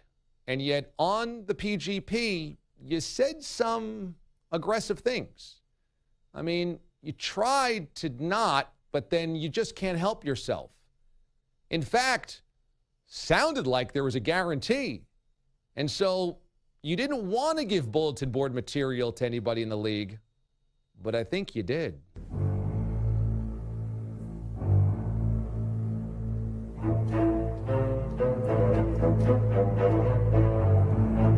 You think you guys can win a Super Bowl? Yes, in fact, the team we lost to in the county championship that also moved up is 1-6. I got news for you, buddy. We're going to win the game, I guarantee it. So we just feel like we've made all those strides. We made a couple additions, and we've taken off. We are a damn good football team. All I know is we got some butter and salt for all that popcorn everybody been trying to eat. So have you felt like maybe the officials have screwed you at all this season because there was so much... They screwed us in our other loss. They for did. Sure. For sure. I know we're going to win. I have that attitude. I feel that way. Do you feel like you've provided leadership and that's part of the reason you guys are so good this year? Oh, absolutely. Absolutely. I'm a big leader. I'm a guy now leading that pregame huddle. I'm waving everybody in. I'm directing guys on that offense. I'm directing the blocking schemes. It's my quarterback. And quite frankly, I think I'm a great leader. I think people look at me and go, that's a veteran right there. It's really unfair. It's my team. If you had to guess right now, are you guessing you're playing to the Super Bowl?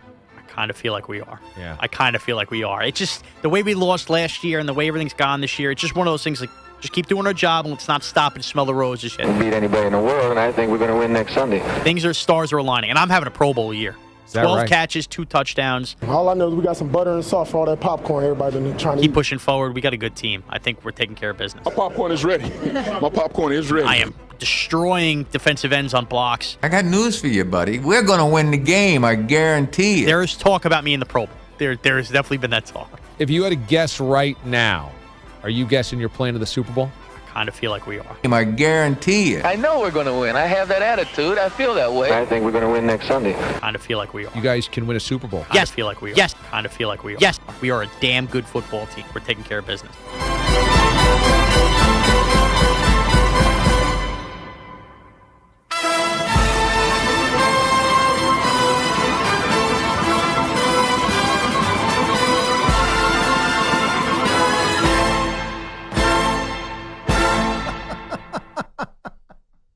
That's it? No more Piggy Doodle Dandy, so I got to get ambushed by you two? Is that right? Me and the Body Bilotti have been plotting that all week long. Oh, it couldn't go any better. I had no idea. Where did you even hide that? What folder? My team's going to kill me. I got my top receiver going for x-rays right now on a potential broken wrist. Oh, you should have seen Mraz. Beat face red, head in his hands going, my team is going to kill me. My team is going to kill me. Like Mraz got a text from the captain that said, I told you to keep your mouth shut. Now you're suspended to the first series on Sunday. Mraz got benched because of his big mouth. There is talk about me in the Pro Bowl. There has definitely been that talk.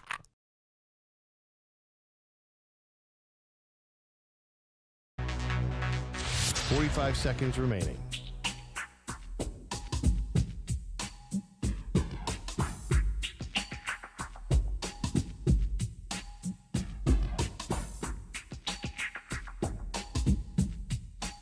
Seconds remaining.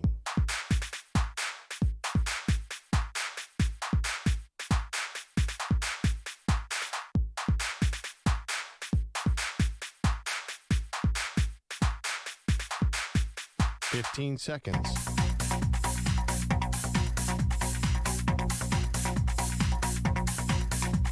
Break ends in 5 seconds.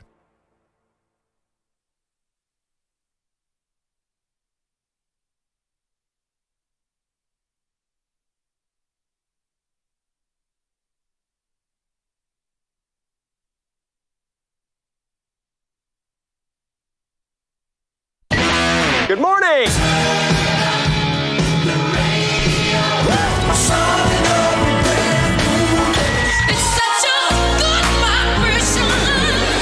Morning, DA. How are you? CBS Sports Radio. Hey, what's up, DA? Permission to enter the mothership, brother. Ever heard a sports talk show like this before?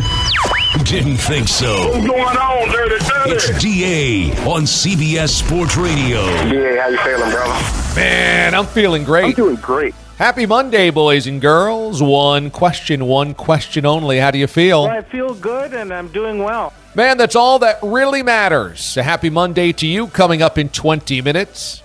The San Francisco 49ers were left wondering if Christian McCaffrey was going to have to be their quarterback yesterday. Should the NFL change the 3 QB rule? And we've got advanced analytics behind the poll question. Simply, who do you think wins Super Bowl 57? We'll do that coming up in 40 minutes plus your epic fail. It's obvious to anybody that watched the game, but I'll restate it. The story to me of yesterday's AFC Championship game was the greatness of Patrick Mahomes in a different way. Mahomes makes every throw. Mahomes makes every play. Mahomes can scramble. Mahomes is durable. Mahomes has a compete level that's off the charts. Mahomes has a dazzling arm strength, arm accuracy. He's got a creativity. He's got an unimpeachable way of deciphering everything on the field like he's, Neo, and able to kind of like through time and space understand where the ball needs to go, how he's going to get it there, what the best play is. He's supernatural in this ability. We know all of that. We've seen that for 5 years. What we saw yesterday was the grit determination, desire of a guy that marries the ability with the want. And it's awesome. It's awesome to watch. I always gripe and grouse about the way things used to be in the NFL when we had better uniforms and not as much histrionics, and it was simpler and easier. And I always harken back to things like that. I hate AstroTurf. I hate neon green. I hate color rush. I hate fireworks before every game. You know me. I hate the blaring music in between every play. I hate that stuff. But I recognize when the modern game is great. And I recognize when the modern player is great. And Mahomes is obviously that. And there was a moment yesterday where you had Arrowhead at a deafening pitch. Joe Burrow, you couldn't kill Joe Burrow. Mahomes playing on one good ankle. And I said, this is just good. This is great. This is great theater. This is just so much fun. And both those guys, Burrow and Mahomes, are going to be legends. They're already doing things that are legendary, but we're watching in real time guys that are going to become legends. And last night for Mahomes was perhaps his most legendary performance because he was not close to 100%. They tried to doctor it up and doll it up all week long. He's got no limp. He's not on the injury report. He's going to play full steam ahead. But you saw that. He was not 100%. He was not stepping into every throw. He was not as mobile as he usually is. And he refused to not play in that game. And he refused to let that team wilt. And he refused. And I think that this is important because Mahomes has achieved so much already. He has a Super Bowl ring. He's a Super Bowl MVP. He's a league MVP. He's been to 2 Super Bowls. He's the most popular player in the league. And he's the richest player in the league. This is a point in time at 27 years old where Patrick Mahomes could be like a lot of athletes and go, you know what? I've done a lot and I could take my foot off the gas just a little bit. And would it be so shocking if he started reading his press clippings and hearing all of the accolades and it got to him a little bit and he became a little bit softer, a little bit less intense? I mean, he's already got a ring. He's going to be a Hall of Famer. He knows that. But the reason Mahomes is so next level special is because he refuses to do anything but keep getting better, keep perfecting the craft, and keep winning.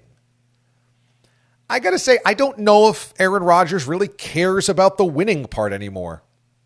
You know, it kind of feels like Rodgers is more into Aaron Rodgers.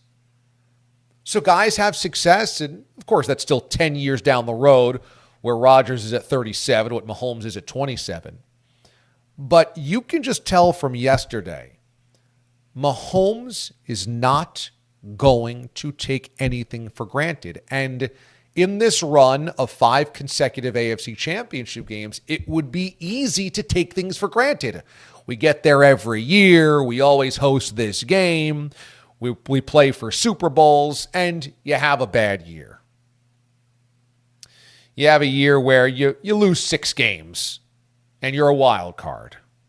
Or you blow it in the divisional round, and you're one and done. And the Chiefs don't do that. It is because Mahomes doesn't do it. And it's sometimes hard to separate because Andy Reid's been there a decade, and they've been very good for a decade by and large. And Andy Reid's obviously one of the great coaches of all time. But before Mahomes stepped up to the plate in Kansas City, they were a playoff team. They were never going to win a Super Bowl. Alex Smith was never going to win a Super Bowl. And that was the ceiling they kept bumping their head on. And for a Chiefs organization that went for the 90s in winning playoff games, Just a guy that can win wild card weekend was good enough for them. Alex Smith can win a wild card game. Okay. But you knew that they were not elite enough at the quarterback position to win a Super Bowl. And Mahomes walked in, sat for 1 year, and the next year, the door swung wide open. Saloon doors opened up, and it was like, you want Super Bowls? You can now have Super Bowls. That guy, he changed it. And yesterday, for him to play the way that he did, to throw 43 passes on one ankle, to throw for more than 320 yards, and to scramble for the first down that then draws the 15-yarder, that then sets up the game-winning field goal, is an all-time moment. That's an all-time game for him. That's an all-time game for Mahomes. And he didn't milk it. Last week when he was injured, I said, get him the hell out of there. He's a sitting duck. He's going to have his head taken off. What are you doing, Andy Reid?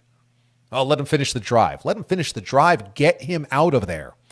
But Mahomes didn't milk it. Oh, my knee. Oh, my ankle. Oh, I'm injured. Oh, I'm hobbled. Oh, I'm on one leg. He didn't milk it. He walked to the podium this week, acted as he had no limp. I mean, Paul Pierce is being carted off of the floor at NBA Finals game on a stretcher, basically. Oh, I'm going to die. Oh, my body is giving out. Meantime, he trots back out for the third quarter. Mahomes didn't do any of that. No theatrics. No milking it. No milking it for the cameras. Oh, I don't know if I'll be able to play. It's questionable. I don't know. We'll have to see. Hoping to be the hero. He didn't do that. He didn't want to build himself into the Willis Reed thing. I'm the hero. Did you notice how injured I was? It was play it down. I'm not injured. I'm not injured. It's fine. I feel great. Well, how could you feel great? I mean, you had a high ankle sprain. That's very painful. Oh, I iced it. You iced it. That miraculous modern trick of icing it, which is what guys have been doing since the Middle Ages, putting ice on injuries. That's how you did it? Like, I loved it. It was so refreshing. He didn't use that as an excuse. He didn't use that for theater. He played through it. And he had to. He saw no other choice. It's a remarkable game by Patrick Mahomes. It is. And it's, overdone because he's so great and we've talked about him for 5 years, but it's a remarkable game by Patrick Mahomes. Secondly, I really like that Bengals team. And it was hard to see a loser yesterday. I really felt that way. It was hard to see a loser in that game. Because, look, the Bengals have been punchlines for how many decades? And the Bungles and one and done, and they make the playoffs, they never win a playoff game, and Andy Dalton and all the stuff that Marvin Lewis we poked fun at for many years. Now that's changed because the Bengals are a legitimate contender, and the Bengals, what they've accomplished the last 2 seasons, shows that they are a team to be beaten. You got to prove you can beat them. They're a team to beat. They're going to stand in the way of a lot of teams every year for a while because they're really, really good. But what I was most impressed by in the Bengals fight was that, God, do they care? I guess you just see enough modern sports, enough modern athletes. The money is so huge. The modern celebrity is so big that guys play for the money. And they play for the fame. I sound like Shep doing this bit. But come on, man. What does he say? They play for the name on the back of the jersey, not name on the front of the jersey. I forget what he says. They don't play for the brand or the sand or the band. I think there's a pride thing thrown in there. Yeah, right. But the Bengals, they bear their soul. I mean, all those guys they're so intense. And Joe Burrow is such a great competitor. And 4th and 6 or 3rd and 14, you're like, this guy is never out of it. Never. You can't kill this guy. But also, every guy on that defense, The offensive line stepping up when they had all of these injuries and playing as well as they did before yesterday when they really did get exposed by the Chiefs' defensive line, but still, they had played so well against the Bills. That defense, when they are on the sideline and they realize that they're going to lose, there is this incredible heartbreak, this pain, but they wore this throughout the playoffs. They wore this throughout the season. We went to the Super Bowl last year and you still don't believe in us. We won the division again this year and you still don't believe in us. We beat the Chiefs 3 times in a row and you still don't believe in us. We're a 5.5-point favorite against the Buffalo Bills. You still don't believe in us. And they wore this. They really wore this. You're making plans for an AFC Championship game without us. They wore this, every single one of them, and I admired it. And when they lost yesterday, it wasn't like, oh, don't worry, we'll be back, or good season, everybody fist pumps. It was crushing heartbreak. And, of course, you get this far, and a lot of teams are going to be heartbroken. But there is such a passion within the Bengals. And our friend Tyler Dunn from Go Long, his own website, his own vertical about the NFL, he joins us regularly, longtime NFL writer, wrote a great piece over the weekend about how this Bengals team really was a bunch of misfits that were overlooked, that all these guys were discarded by their previous teams. Von Bell and Mike Hilton and down the list on the offensive lineman, La'el Collins. Down the list, all of these guys didn't get a contract extension, got traded, got released. I mean, the whole crew was like that besides Burrow and Jamar Chase. And they wore that. They wore that, and you could see it, the pain yesterday in their loss. So I just thought they acquitted themselves really well. And this is a great AFC Championship game. It's great. The NFC Championship game left a lot to be desired. I mean, unlucky break that Brock Purdy gets injured within the first couple of minutes of the game. But I thought going into the game that the Philadelphia Eagles would win anyway, and I think that just kind of widened the gap between the two, but I still think the Eagles would have won that game even if Brock Purdy stayed healthy. Of course, we'll never know, but you saw the Eagles' speed, you saw the Eagles' playmaking, you saw the Eagles' aggression, and in some ways it was almost as though the Eagles were kind of jerking around a little bit until they blew the game open. It was 7-0 quickly. They got that turnover. They should have punched that in. They kind of lost some focus early. Then it was 7-7, and suddenly the Eagles go, okay, let's put the pedal to the metal. The Josh Johnson fumble before the end of the half is just crushing. It could be 14-7 going into the half. You still have to let the Eagles open up the second half with the kick, but at least it's only a one-score game. Johnson loses that fumble. It's suddenly 21-7. The route is on. But I just thought that the Eagles were a better team, and they were going to win that game anyway. So that ends up as a really incredible run by Brock Purdy and the Niners, but a reminder, you have to be at that level to win a Super Bowl. You have to be at that level, what the Eagles were yesterday. You got to stay healthy. You got to be at that level. Because once you get to the playoffs and you finally get to these last games, you run into the best teams of the NFL, and you must be better than that. Now, the Eagles have caught a good break here. They got a Giants team that they smashed to smithereens earlier in the season and is punching out of their weight class in the divisional round.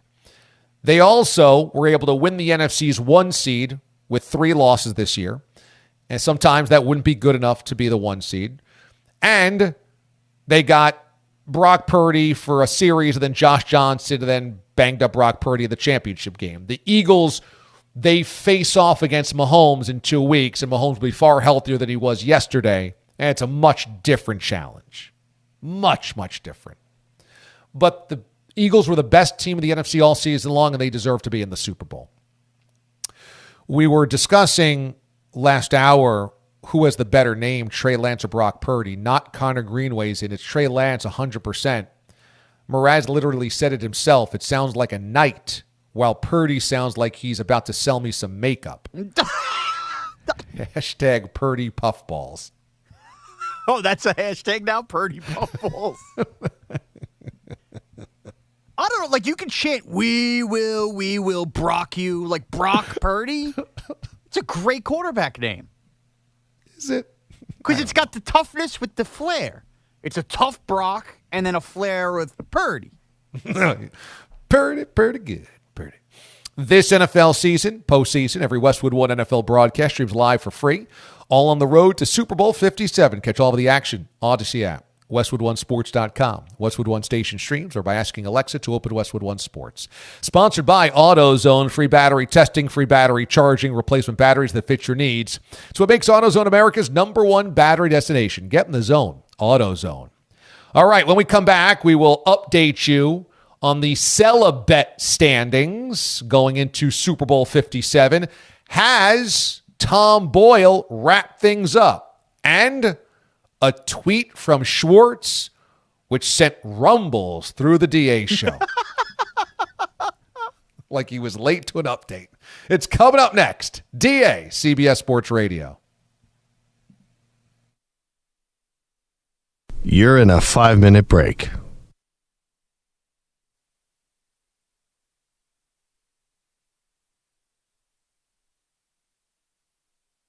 Now, and I walked him down to urgent care. Oh, my God.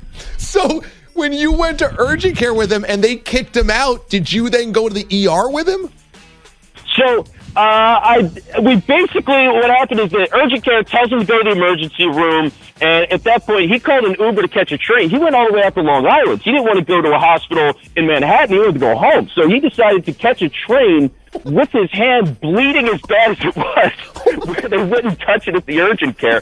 And however long it took him to go out to Long Island, he went that way. And at that point, I was like, all right, I guess I'm going to the holiday party now. And so we split after urgent care.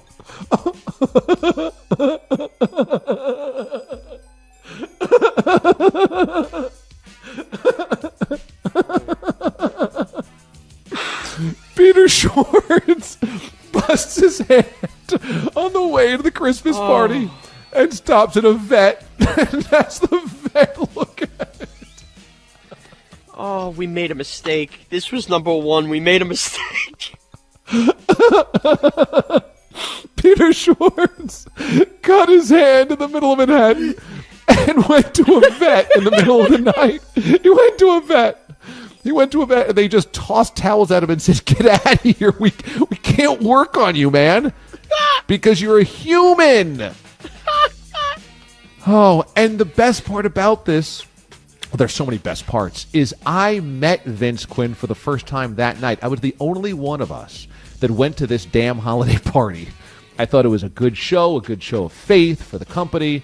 I'm like, I'm going to show up. I was the only host of CBS Sports Radio, I believe, that was there. Maybe Tiki and Tierney, maybe just BT. I don't know, but I think he was there for like 5 minutes, maybe not even. And I saw Vince Quinn. And I'm like, hey, nice to meet you. Actually, he introduces himself because he was so new.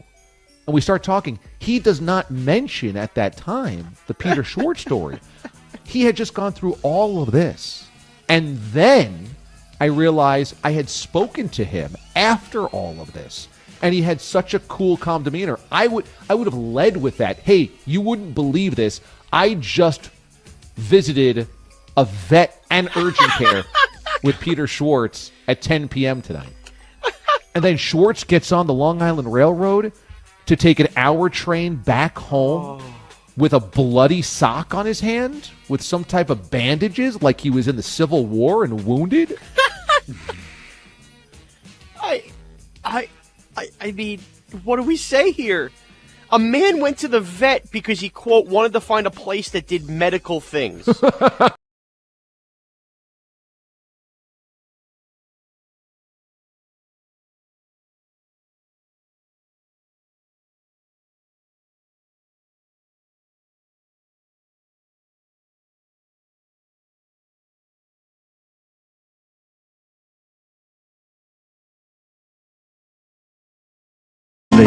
Forget about your worries and your strife. I mean the bare necessities. That's why a bear can rest at ease with just the bare necessities of life. For the bare necessities, the simple bare necessities. Forget about your worries and your strife. I mean the bare necessities. That's why a bear can rest at ease with just the bare necessities of life.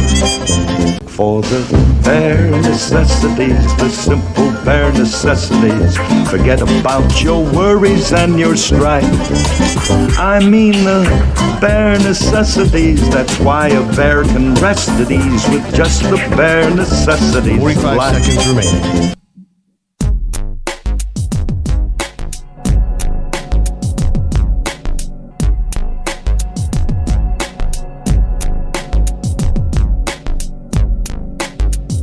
Thirty seconds remaining.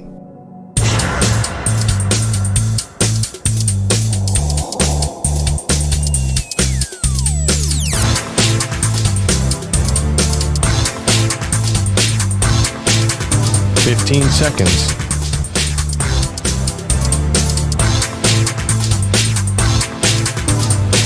Break ends in 5 seconds.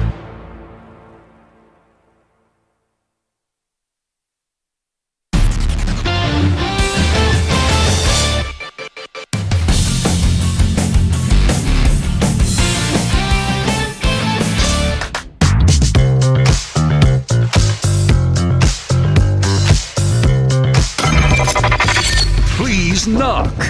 Dan in Mechanicsburg is asleep in the Lazy Boy. The DA Show on CBS Sports Radio. Happy Monday to you, everybody. As always, you can check out the DA Show in podcast form. Best of or the full 4 hours, always available. Check it out by searching the DA Show on your favorite podcast platform. Subscribe, rate, and review, won't you?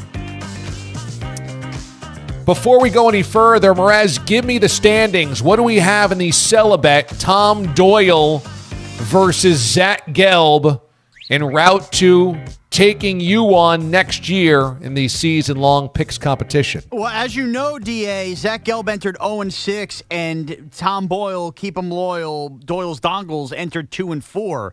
We had that lead cut in half thanks to the Eagle-Niner game this weekend. Tom Doyle had the Niners. Whoa. Zach Gelb had the Eagles. Whoa. So you have a 2-6 up against a 1-7 now entering. Because Tom Doyle went 0-2. So 2-6 up against 1-7. So we could be in a scenario where if they pick the opposites in the Super Bowl, Gelb could tie the Celebet, meaning that we must finalize a tiebreaker this week.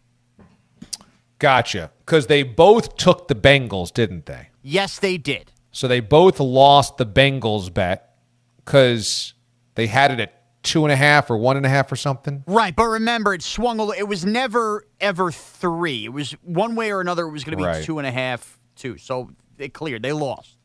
They both lost the Bengals. We did as well, by the way. We did as well, that's right. And then, so the Eagles, Gelb got the Eagles, Boyle went Niners, so Boyle went both road teams. So now Boyle leads by a game with 1 to play, and we'll have to install some type of tie-breaking scenario in case they tie with the Super Bowl, of course. And again, I need to reiterate, this bet, one of them is 2-6 in the playoffs, the other is 1-7. How disastrous. I mean, you're going to kick whose ever ass you play next year. You'll be over by Halloween. It's crazy. They both suck at this. 1-7. Oh you could accidentally be better than 1-7 in the playoffs. That means 2-7 could win the Celebet. Yes, it's the NFC South. 2-7 for the NFL playoffs. Not on picking every game, only the games you want to pick. Well, except for Championship Sunday and the Super Bowl, right? They had their pick of the litter the first 2 rounds, correct? Oh, God. Okay, so that's what's happening. By the way, did you see Gelb was down in Philadelphia? I know Perloff is from Philly, big Eagles fan, so I was not surprised to see Andrew Perloff down there with his dad. That was pretty cool. Going to the game, he was in this really awesome throwback Randall Cunningham jersey. But then Gelb was down there. Isn't Gelb a Patriots fan? He is, but so this is the second straight. Gelb went to the Giant-Eagle game as well. You have to remember, DA, Gelb went to Temple. Hassan Reddick on the Eagles went to Temple. For 2 straight weeks, that's Gelb kissing Philadelphia's ass because he went to college there and has to remind everybody he's there. So So he doesn't root for the Eagles, and he didn't get like tickets through Hassan Reddick or Matt Rule, right? No, I believe he went press credential to cover it. Yeah, this way, if somebody else is released or a free agent, Gelb has the picture of him interviewing them so he can tweet it out. Ew! That's the Gelb special. When they unfortunately pass away. Right. Anytime news breaks around somebody, Gelb's quick to tweet out a picture of them where he looks really young and really awkward saying, look, I met them. So I think he just needed to go for 2 straight weeks to stock up on those pictures. It was like a Costco run. Right, he was out of toilet paper. Enough former athletes had passed away, he needed to redo some photos. Woof. Well, I want to give Gelb credit. He had Willie Gay on last week, and Willie Gay was the guy, linebacker for the Chiefs, who was asked, what impresses you about the Bengals offense? And he said, nothing. And then he followed up and said, nothing. Nothing impresses me about them. And this made some national news. Willie Gay dismissive of Joe Burrow and the Bengals, and then Gelb had him on last week, and I got to hear him on that. Willie Gay didn't really, want to get into that part of it, but I thought that was a good job getting Great Willie job. Gay on CBS Sports Radio. Absolutely great job. Yeah, him and Perloff linked up, by the way, in the parking lot before the game. You would appreciate Perloff going Randall Cunningham Eagle jersey. I just said that. Never mind. I said that about 3 minutes ago. It ain't the first time it went in one ear out the other. Let's be honest. Do you think that was a current throwback of Randall or his old Randall Cunningham jersey? I couldn't tell. It looks like it was his old jersey because it was really faded. It looks like, I know that look from 30 jerseys, 30 nights when we had Mraz wear all of his old jerseys. Like it's a movie. Anything Schwartz wears. It looked like that where when you have the screen printing numbers, if you wash it in the washing machine, it starts fading away. A real throwback has sewn on numbers that won't fade, even if they're knockoff throwbacks. That one looks like it's from like 1991. Oh. Speaking of which, out of the wash this weekend comes my Daniel Bellinger jersey. Already the number is starting to come apart at the 2. Oh, boy. Is it screen printed or stitched? It's screen printed, but still, that's 2 wears I got out of it. I wore it twice in my life. Now, I'm not going to dry it ever again, but are you kidding me? Are you kidding me, Nike, with these new uniforms? You charge an arm and a leg, and half the 2 is falling off already? Now, you were wearing that when... China jersey? When you fake flip the table, you were wearing that, right? So you think When I the real force of flipped it. staging a table flip? No, I wore it for both playoff games, and I finally washed it because it had some beer spilt on it, and the 2 little crack in it. I was furious. How's it going to make it to next year?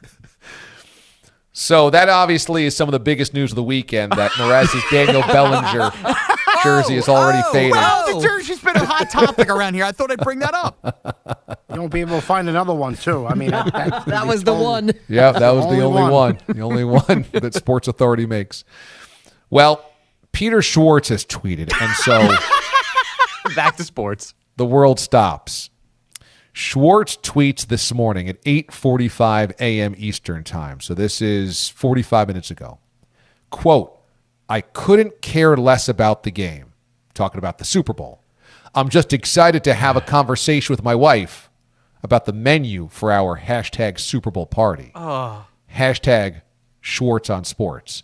Now, number one, I love Schwartz using his own name in a hashtag. As though people are searching the hashtag Schwartz on Sports. All his takes are organized there. 2 ways to follow me. But number 2, I mean, Andy Reid revenge game, Patrick Mahomes going for a second Super Bowl championship, 2 dynamic offenses, what we just saw in the AFC title game. Schwartz couldn't care less. Couldn't care less. Not interested in Chiefs, Eagles, the 2 best teams in football. 2 number 1 seeds. Couldn't care less about the Super Bowl. Just excited to talk about the menu for his Super Bowl party. Yeah, and he has 10,000 followers. 10,000 people are getting this tweet. I couldn't care less. I would say that Super Bowl 57 an Andy Reid's revenge game after being fired in Philadelphia and Mahomes going for a legacy-altering second championship is definitely an interesting Super Bowl. Well, I would say it's not one that I don't care about. I mean, it's hard not to care about the Super Bowl, but specifically this one. And Schwartz woke up this morning and chose violence. He woke up this morning and said, I might be in sports broadcasting, but I am going to tell everybody who will listen, I don't care about this game. I only care about setting the frozen food menu at my Super Bowl party. He's amazing. Here's my biggest gripe with it.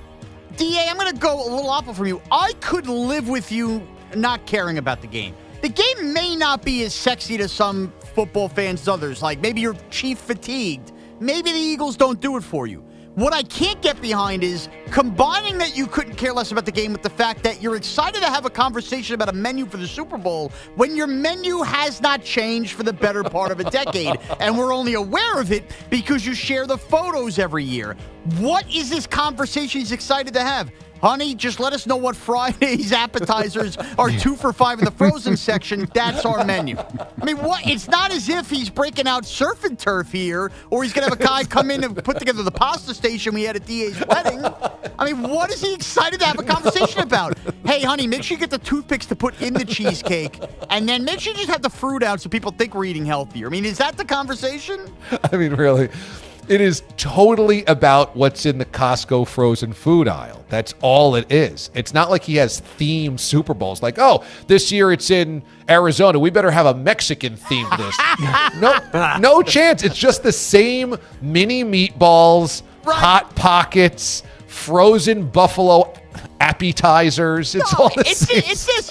Honey, this year, do you want to actually roll the pigs in a blanket, or should I just buy the pre-rolled ones again? Pre-rolled ones, got it. I mean, they ain't rolling pigs in a blanket. No, of course not. They're the worst ones. And as me and the body were looking at last time, too, they don't even do nice Tostitos scoops. They do the cheapest corn tortilla chip round ones in the world and make nachos on it where meat's congealed. I mean, how is that an exciting conversation? More excited than Jalen Hurts versus Patrick Mahomes.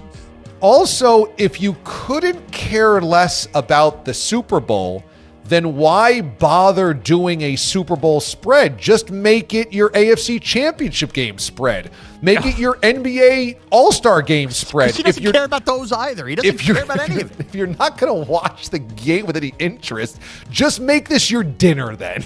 And here's what's the difference? Here's where we catch Schwartz red-handed, too. And I want everybody at home who follows Schwartz to play this game and look out for the pictures that you know we're going to get, okay? This is going to be real telltale. Schwartz has told you he couldn't care less about the game. We could all agree on that quote, right? All right. What we will have is an entire bucket of ice with 6 lined up cans of Diet Pepsi or Coke, depending on which one is on sale. And the reason I bring that up is he couldn't care less about the game, but he will be too lazy to walk up and down to the fridge to get a new glass, so he has to keep the cans next to him on a snack table. So that would tell me you're locked into the game, right? No, it just means he's lazy. Keep track of that.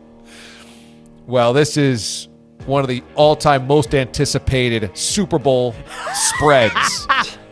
The documentation is critical here. And he did have, there's been 4 responses to him. 3 of them came from this show. The other one was an original CBS Sports Radio producer, Ray Martello, asked, what time does it start? Spanky's Wings asking for a friend. Schwartz responded, are you picking them up on the way? What a That's party. Exactly right. That's exactly that costs money? right. Are you bringing them? If you want something that's actually of brand recognition, you better pick it up, big guy. Because we're doing all generic all the time around here. I'm supplying you the dusty couch and the dusty TV. I mean, come on. And some Riptides merch. Oh, God. There is a part of me that wishes that I could endure the 4 hours at the Schwartz household. No. To do this, to experience this, but there's no way I could survive. There's no way. You'd be picking up food on the way home, first of all. That's the next remote. No, that is a great idea. You can go to that one, Pete. That should be where I'll pass. that's where Super Bowl Sunday morning football should come from. You don't have to stay from the game, But you're on site game day from the Schwartz house as they're prepping the food. As they prep. All right, we're going to get to your Sunday gunslinger, but first off, it looks like it's 30 seconds in the microwave for these mozzarella sticks. 30 seconds. Wait, your oven's broke. And that box, though, that looks like it's from October 2018, that box of mozzarella sticks. But it was in the freezer, so it's good. Ooh, these boneless wings look like they have freezer burn from the late 80s. Ooh. Wavy Lay's changed their logo a long time ago. Is that a 1994 can of Diet Coke that we've broken out there? Why is there a McDLT around? A McDLT. Yeah, right. McDLT. Before we get to our John Randall interview, let's just make sure that this soda is not from the early aughts. Pete, could you come over here? We have all the guests on site. Everyone, all the main players are involved. The show's brought to you by Tab. RC Cola. Honey, clean the Tupperware out of that pasta sauce. We need to put in the ice. Stop the thunder. Wait, these are college footballs on the football plates. Is this from the national championship game, Pete? One note on the old quarterback situation yesterday for the 49ers. We had Charles Davis on the show 2 hours ago. That was a really good interview. You should check that out via podcast at cbssportsradio.com or any place that you get our podcasts. And I asked him, is there a way to solve what happened to the Niners yesterday? Because A, Brock Purdy went down. B, Josh Johnson came in and he went down. C, they had to consider whether Christian McCaffrey was going to run the offense. He said, yes, we used to do this in the NFL. He said there was a rule where you could carry a third quarterback, and he didn't count against the active roster. You see, on game days, it's a 46-man roster. So you have your practice squad guys, but you've got to whittle it down to 46 who are on the sideline and available on game day. Teams don't carry a third quarterback because they'd rather have depth at linebacker, a guy on special teams, etc. He said you carry a third quarterback, and what you do is if you have to activate the third quarterback to go in, so whoever the Niners' third quarterback was, that just means that the first quarterback that went down is now done for the game, done for the day. So Purdy could not come back. He said, but you can do that, and that seems to be the obvious solution here. Thankfully, we didn't get Christian McCaffrey running the Wildcat all day long, but we could have, and it didn't really matter anyway. But there's no reason why in an NFC championship game, a team should have to worry about having a running back play quarterback simply because they're not allowed to dress a third string QB in the event of two injuries. They can't afford to do it in the 1 in 25 chance or the 1 in 55 chance that both QBs go down. So just alter the rules so that there's a third quarterback in there and he's activated only under, extreme circumstances, but so that we don't get to the point where there's a freaking running back playing QB in an NFC championship game. All right, standing by. Final headlines of the morning. Here is Andrew Bogish. And that's exactly where we begin. Was the NFC title game over in the first quarter when Hassan Reddick collided with Brock Purdy's right arm, hurting his elbow? I knew something wasn't right, and so I just asked to see if I could throw. And even in those couple throws, I was like, man, something's not right. And it was a fumble. And then that's when they checked everything out, and I tried throwing on the sideline, and it was just extremely painful. The Niners said to believe that Purdy has a sprained UCL, which would not require surgery. Josh Johnson then played into the third quarter, then suffered a concussion. It was 21-7 Eagles at that point. Purdy came back in, but only tried to throw twice, even as Philly sold out to defend the run. The Eagles did not need more points, but tacked on 10 more for a 31-7 win. And their first Super Bowl trip in 5 seasons. They ran for 148 and 4 scores, 2 from Miles Sanders, 1 from Jalen Hurts. The Birds now 16-1 when they have their QB. The Chiefs had Patrick Mahomes, and he was plenty good enough, despite that high ankle sprain, finally solving the Bengal riddle. Mahomes throwing for 326 yards and 2 touchdowns, then ran for a first down in the final seconds. That's when Joseph Osai shoved him late out of bounds. The 15 yards set up Harrison Butker's AFC winning 45-yard field goal. The 23-20 final means Andy Reid returns to the Super Bowl against his former team. I'm happy for them. I'm happy for the city. They're passionate. They love football. I mean, I can't wait till Kansas City and Philly clash. It's gonna be awesome, man. Somebody tell Peter Schwartz. The Super Bowl is also Travis against Jason Kelce, and it's the first time both starting QBs will be African American. According to ESPN, the Packers may be ready to move on from Aaron Rodgers, and Rodgers might be aware of that. He is guaranteed $59 million. Don't forget it. For the coming season. Kellen Moore will not return as Cowboys offensive coordinator despite 3 top 10 units in 4 seasons. Vic Fangio will run the Dolphin defense and reportedly becomes the highest paid coordinator in the league. And the Ravens, Titans, and Commanders have all apparently asked to interview Eric Bieniemy for their OC jobs. You may have heard that LeBron was fouled late in what became an overtime loss in Boston Saturday night, but the refs did not call Jason Tatum for hacking LeBron's arm. I don't understand what we're doing. And I watch basketball every single day. I watch these games every single day, and I don't see it happening to nobody else. It's just weird. Now, the National Basketball Referees Association issued a statement yesterday confirming the call was missed and, quote, that is gut-wrenching for us, but again, does not change the outcome.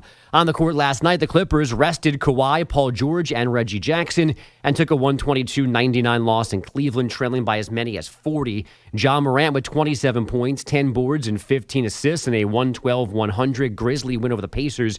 And Giannis scored 50 in 30 minutes, hitting 20 of 26 shots as the Bucks down the Pelicans 135-110. New Orleans has now dropped 8 in a row. Brianna Stewart is the prize of WNBA free agency, and she's apparently down to re-signing with the Seattle Storm or moving to New York and Liberty. And from the NHL, the Bruins lost in Carolina 4-1 in a meeting of the top 2 teams in the league. Boston has lost 3 straight now for the first time this season. DA, back to you. Thank you, Bogues. Great stuff today. When we come back here on the show, Advanced Analytics. Who do you pick as your Super Bowl winner, plus your epic fail? DA, CBS Sports Radio.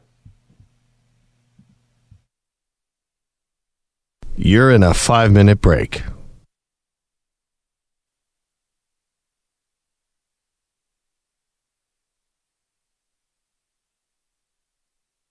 And you enjoy it? I mean, I'm a sports purist, JR, so I love any form of competition where the stakes are highest and everything is on the line, and athletes reach that inner child, if you will, and they play for the passion of the game, not for the brand, not for the fan, but for the win. What the hell did you just say to me? I don't know what you just said, Shep. I thought that was very poetic. I asked if you like to play it. The answer is yes. The answer is a hell yes! Exclamation point! Exclamation point! I asked if you like the playing game. The answer is yes. I asked if you like to play it. The answer is yes. Oh, that is so good. Oh, I can't even breathe right now. Oh, my God, that's so good. Where the stakes are highest and everything is on the line, and athletes reach that inner child, if you will, and they play for the passion of the game, not for the brand, not for the fan, but for the win. What the hell did you just say to me? Playing game, JR saying, I asked you if you like the playing game. Say yes. I asked if you like to play it. The answer is yes. The answer is a hell yes! Exclamation point! Exclamation point! He was like, okay. All right, I got it, okay. I asked if you like the playing game. Oh, my God. Oh, JR's been sent from above. Oh, my God. Oh, that was just so perfect. On Shep's rambling soliloquies. It's just, what the hell did you just say? I asked if you like the playing game. Reach that inner child, if you will. Just say yes. Yeah, you know what, JR? I like it. All right, great. Tremendous. What the hell did you just say to me? They're reaching for that inner child. They're sucking on their thumb, JR. They're thinking about all those homework assignments they had just completed now that they're 9 years old. They're making sure they can graduate all the way to 4th grade, JR. They're making it up to the middle school. Now they're into next level of education, JR. They just came home in that school bus. What the hell did you just say? Do you like the play-in tournament or not? Say yes. Say yes, you idiot.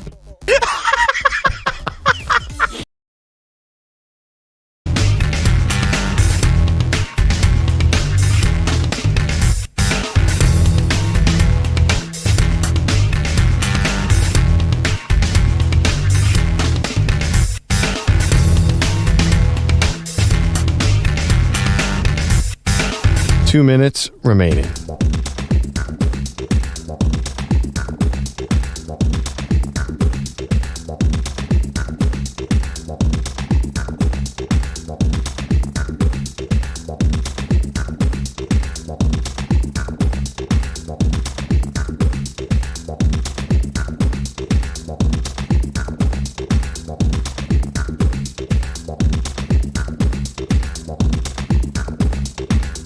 One minute, 30 seconds remaining.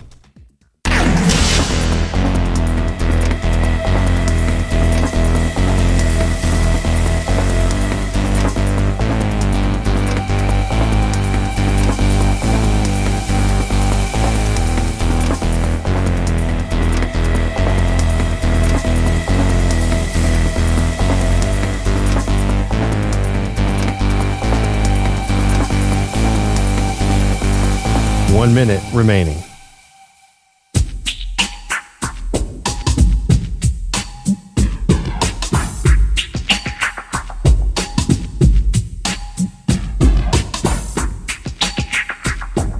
$45 seconds remaining.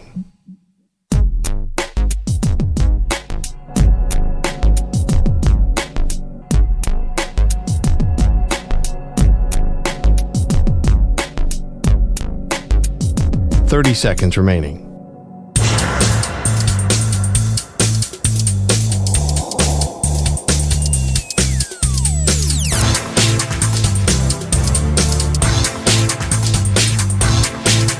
$15 seconds. Necessity, the simple bare necessity. Forget about your worries and your strife. I mean the bare necessities. That's why a bear can rest at ease with just the bare necessities of life. For the bare necessities. Analytics is just a term that's kind of thrown around a lot. It's time now for the Mothership's Advanced Analytics. Oh, this is interesting. We asked you guys, who do you think wins Super Bowl 57? It's been kind of a 50-50 split for most of the morning, although late votes coming in on Philly, and so 53% say the Eagles, 47% right now say the Chiefs. The data department tells us that KC Masterpiece was an overused DA show headline during the Chiefs' first run to a Super Bowl with Mahomes.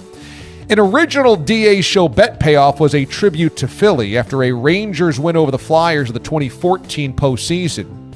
The crew stuffed batteries inside tennis balls, and Mraz pegged Kenny Brock with them. We are unsure to this day if management would have ever cleared this had we asked them. And finally, Mraz once met Travis Kelce in the studios. Mraz was in the middle of eating a quarter pounder with cheese when he stopped to take a picture, so the burger and the box sitting tableside in his photo with a Hall of Fame tight end. Because, of course. Oh, hold on, Travis. I just finished this burger. You want to take a photo with me? Rick. Want to take a photo with me?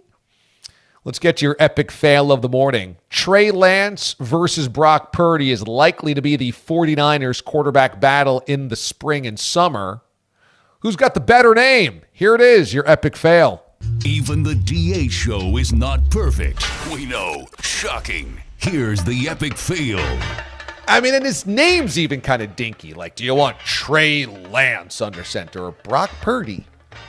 Oh, see, I disagree. I think Brock Purdy is a better name than Trey Lance. You think? Yep. Uh-huh. Trey Lance sounds like a knight in that, I'm going to screw this up. Little Red Riding Hood? What's the one? What do you mean? Where they're wearing green pants. They have the bow and arrow. They go through the woods.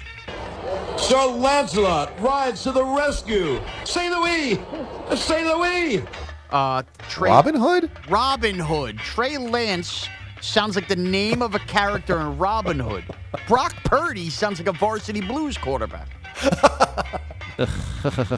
Trey Lance sounds like a Hollywood star. You're like, am I seeing the new movie with Trey Lance? He's in like Fast and the Furious 11. Trey Lance. Oh, Brock Purdy sounds like he just came out of the WWE to make some kind of movie where they're saving the Rock. Brock. Oh, you're in the black hole?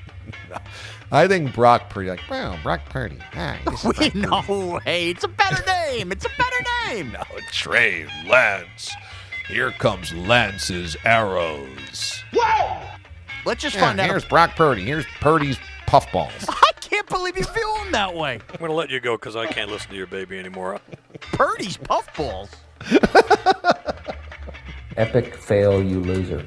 That is why you fail. Epic fail. It appears to me that Rob of the 321 has turned his sights on Kyle in Vegas, no longer Mraz as his villain number one. D.A. Schwartz's Super Bowl spread is like Kyle in Vegas's tweets, one-dimensional and predictable, and only 6 people care about him, like Kyle's followers, all 6 of them. Wow. Rob describing his own Twitter. Wow. Spicy Cabbage. Yes, that's a Twitter handle. Hey, DA, my friends came over last night to watch the game, during which we planned a trip to Mexico, in which the wives incessantly spoke over the game about school district problems. And the most annoying thing about the entire night was Tony Romo. Hashtag old diarrhea. Hashtag get him out. Yeah, it was a tough listen last night, but thankfully Fox has the Super Bowl this year. All right, that'll do it for us this morning here on the show. Thanks to Sean Mraz, executive producer. Thanks to Pete the Body Bellotti on the Wheels of Steel and audio director. Thanks to Andrew Bogish on your headlines and Andrew Kaplan, the Wizard of Watch Day. Tomorrow, it's Trash Tuesday, so bring us your trashes. Be good and be good to one another. I'm DA, and the mothership disconnects.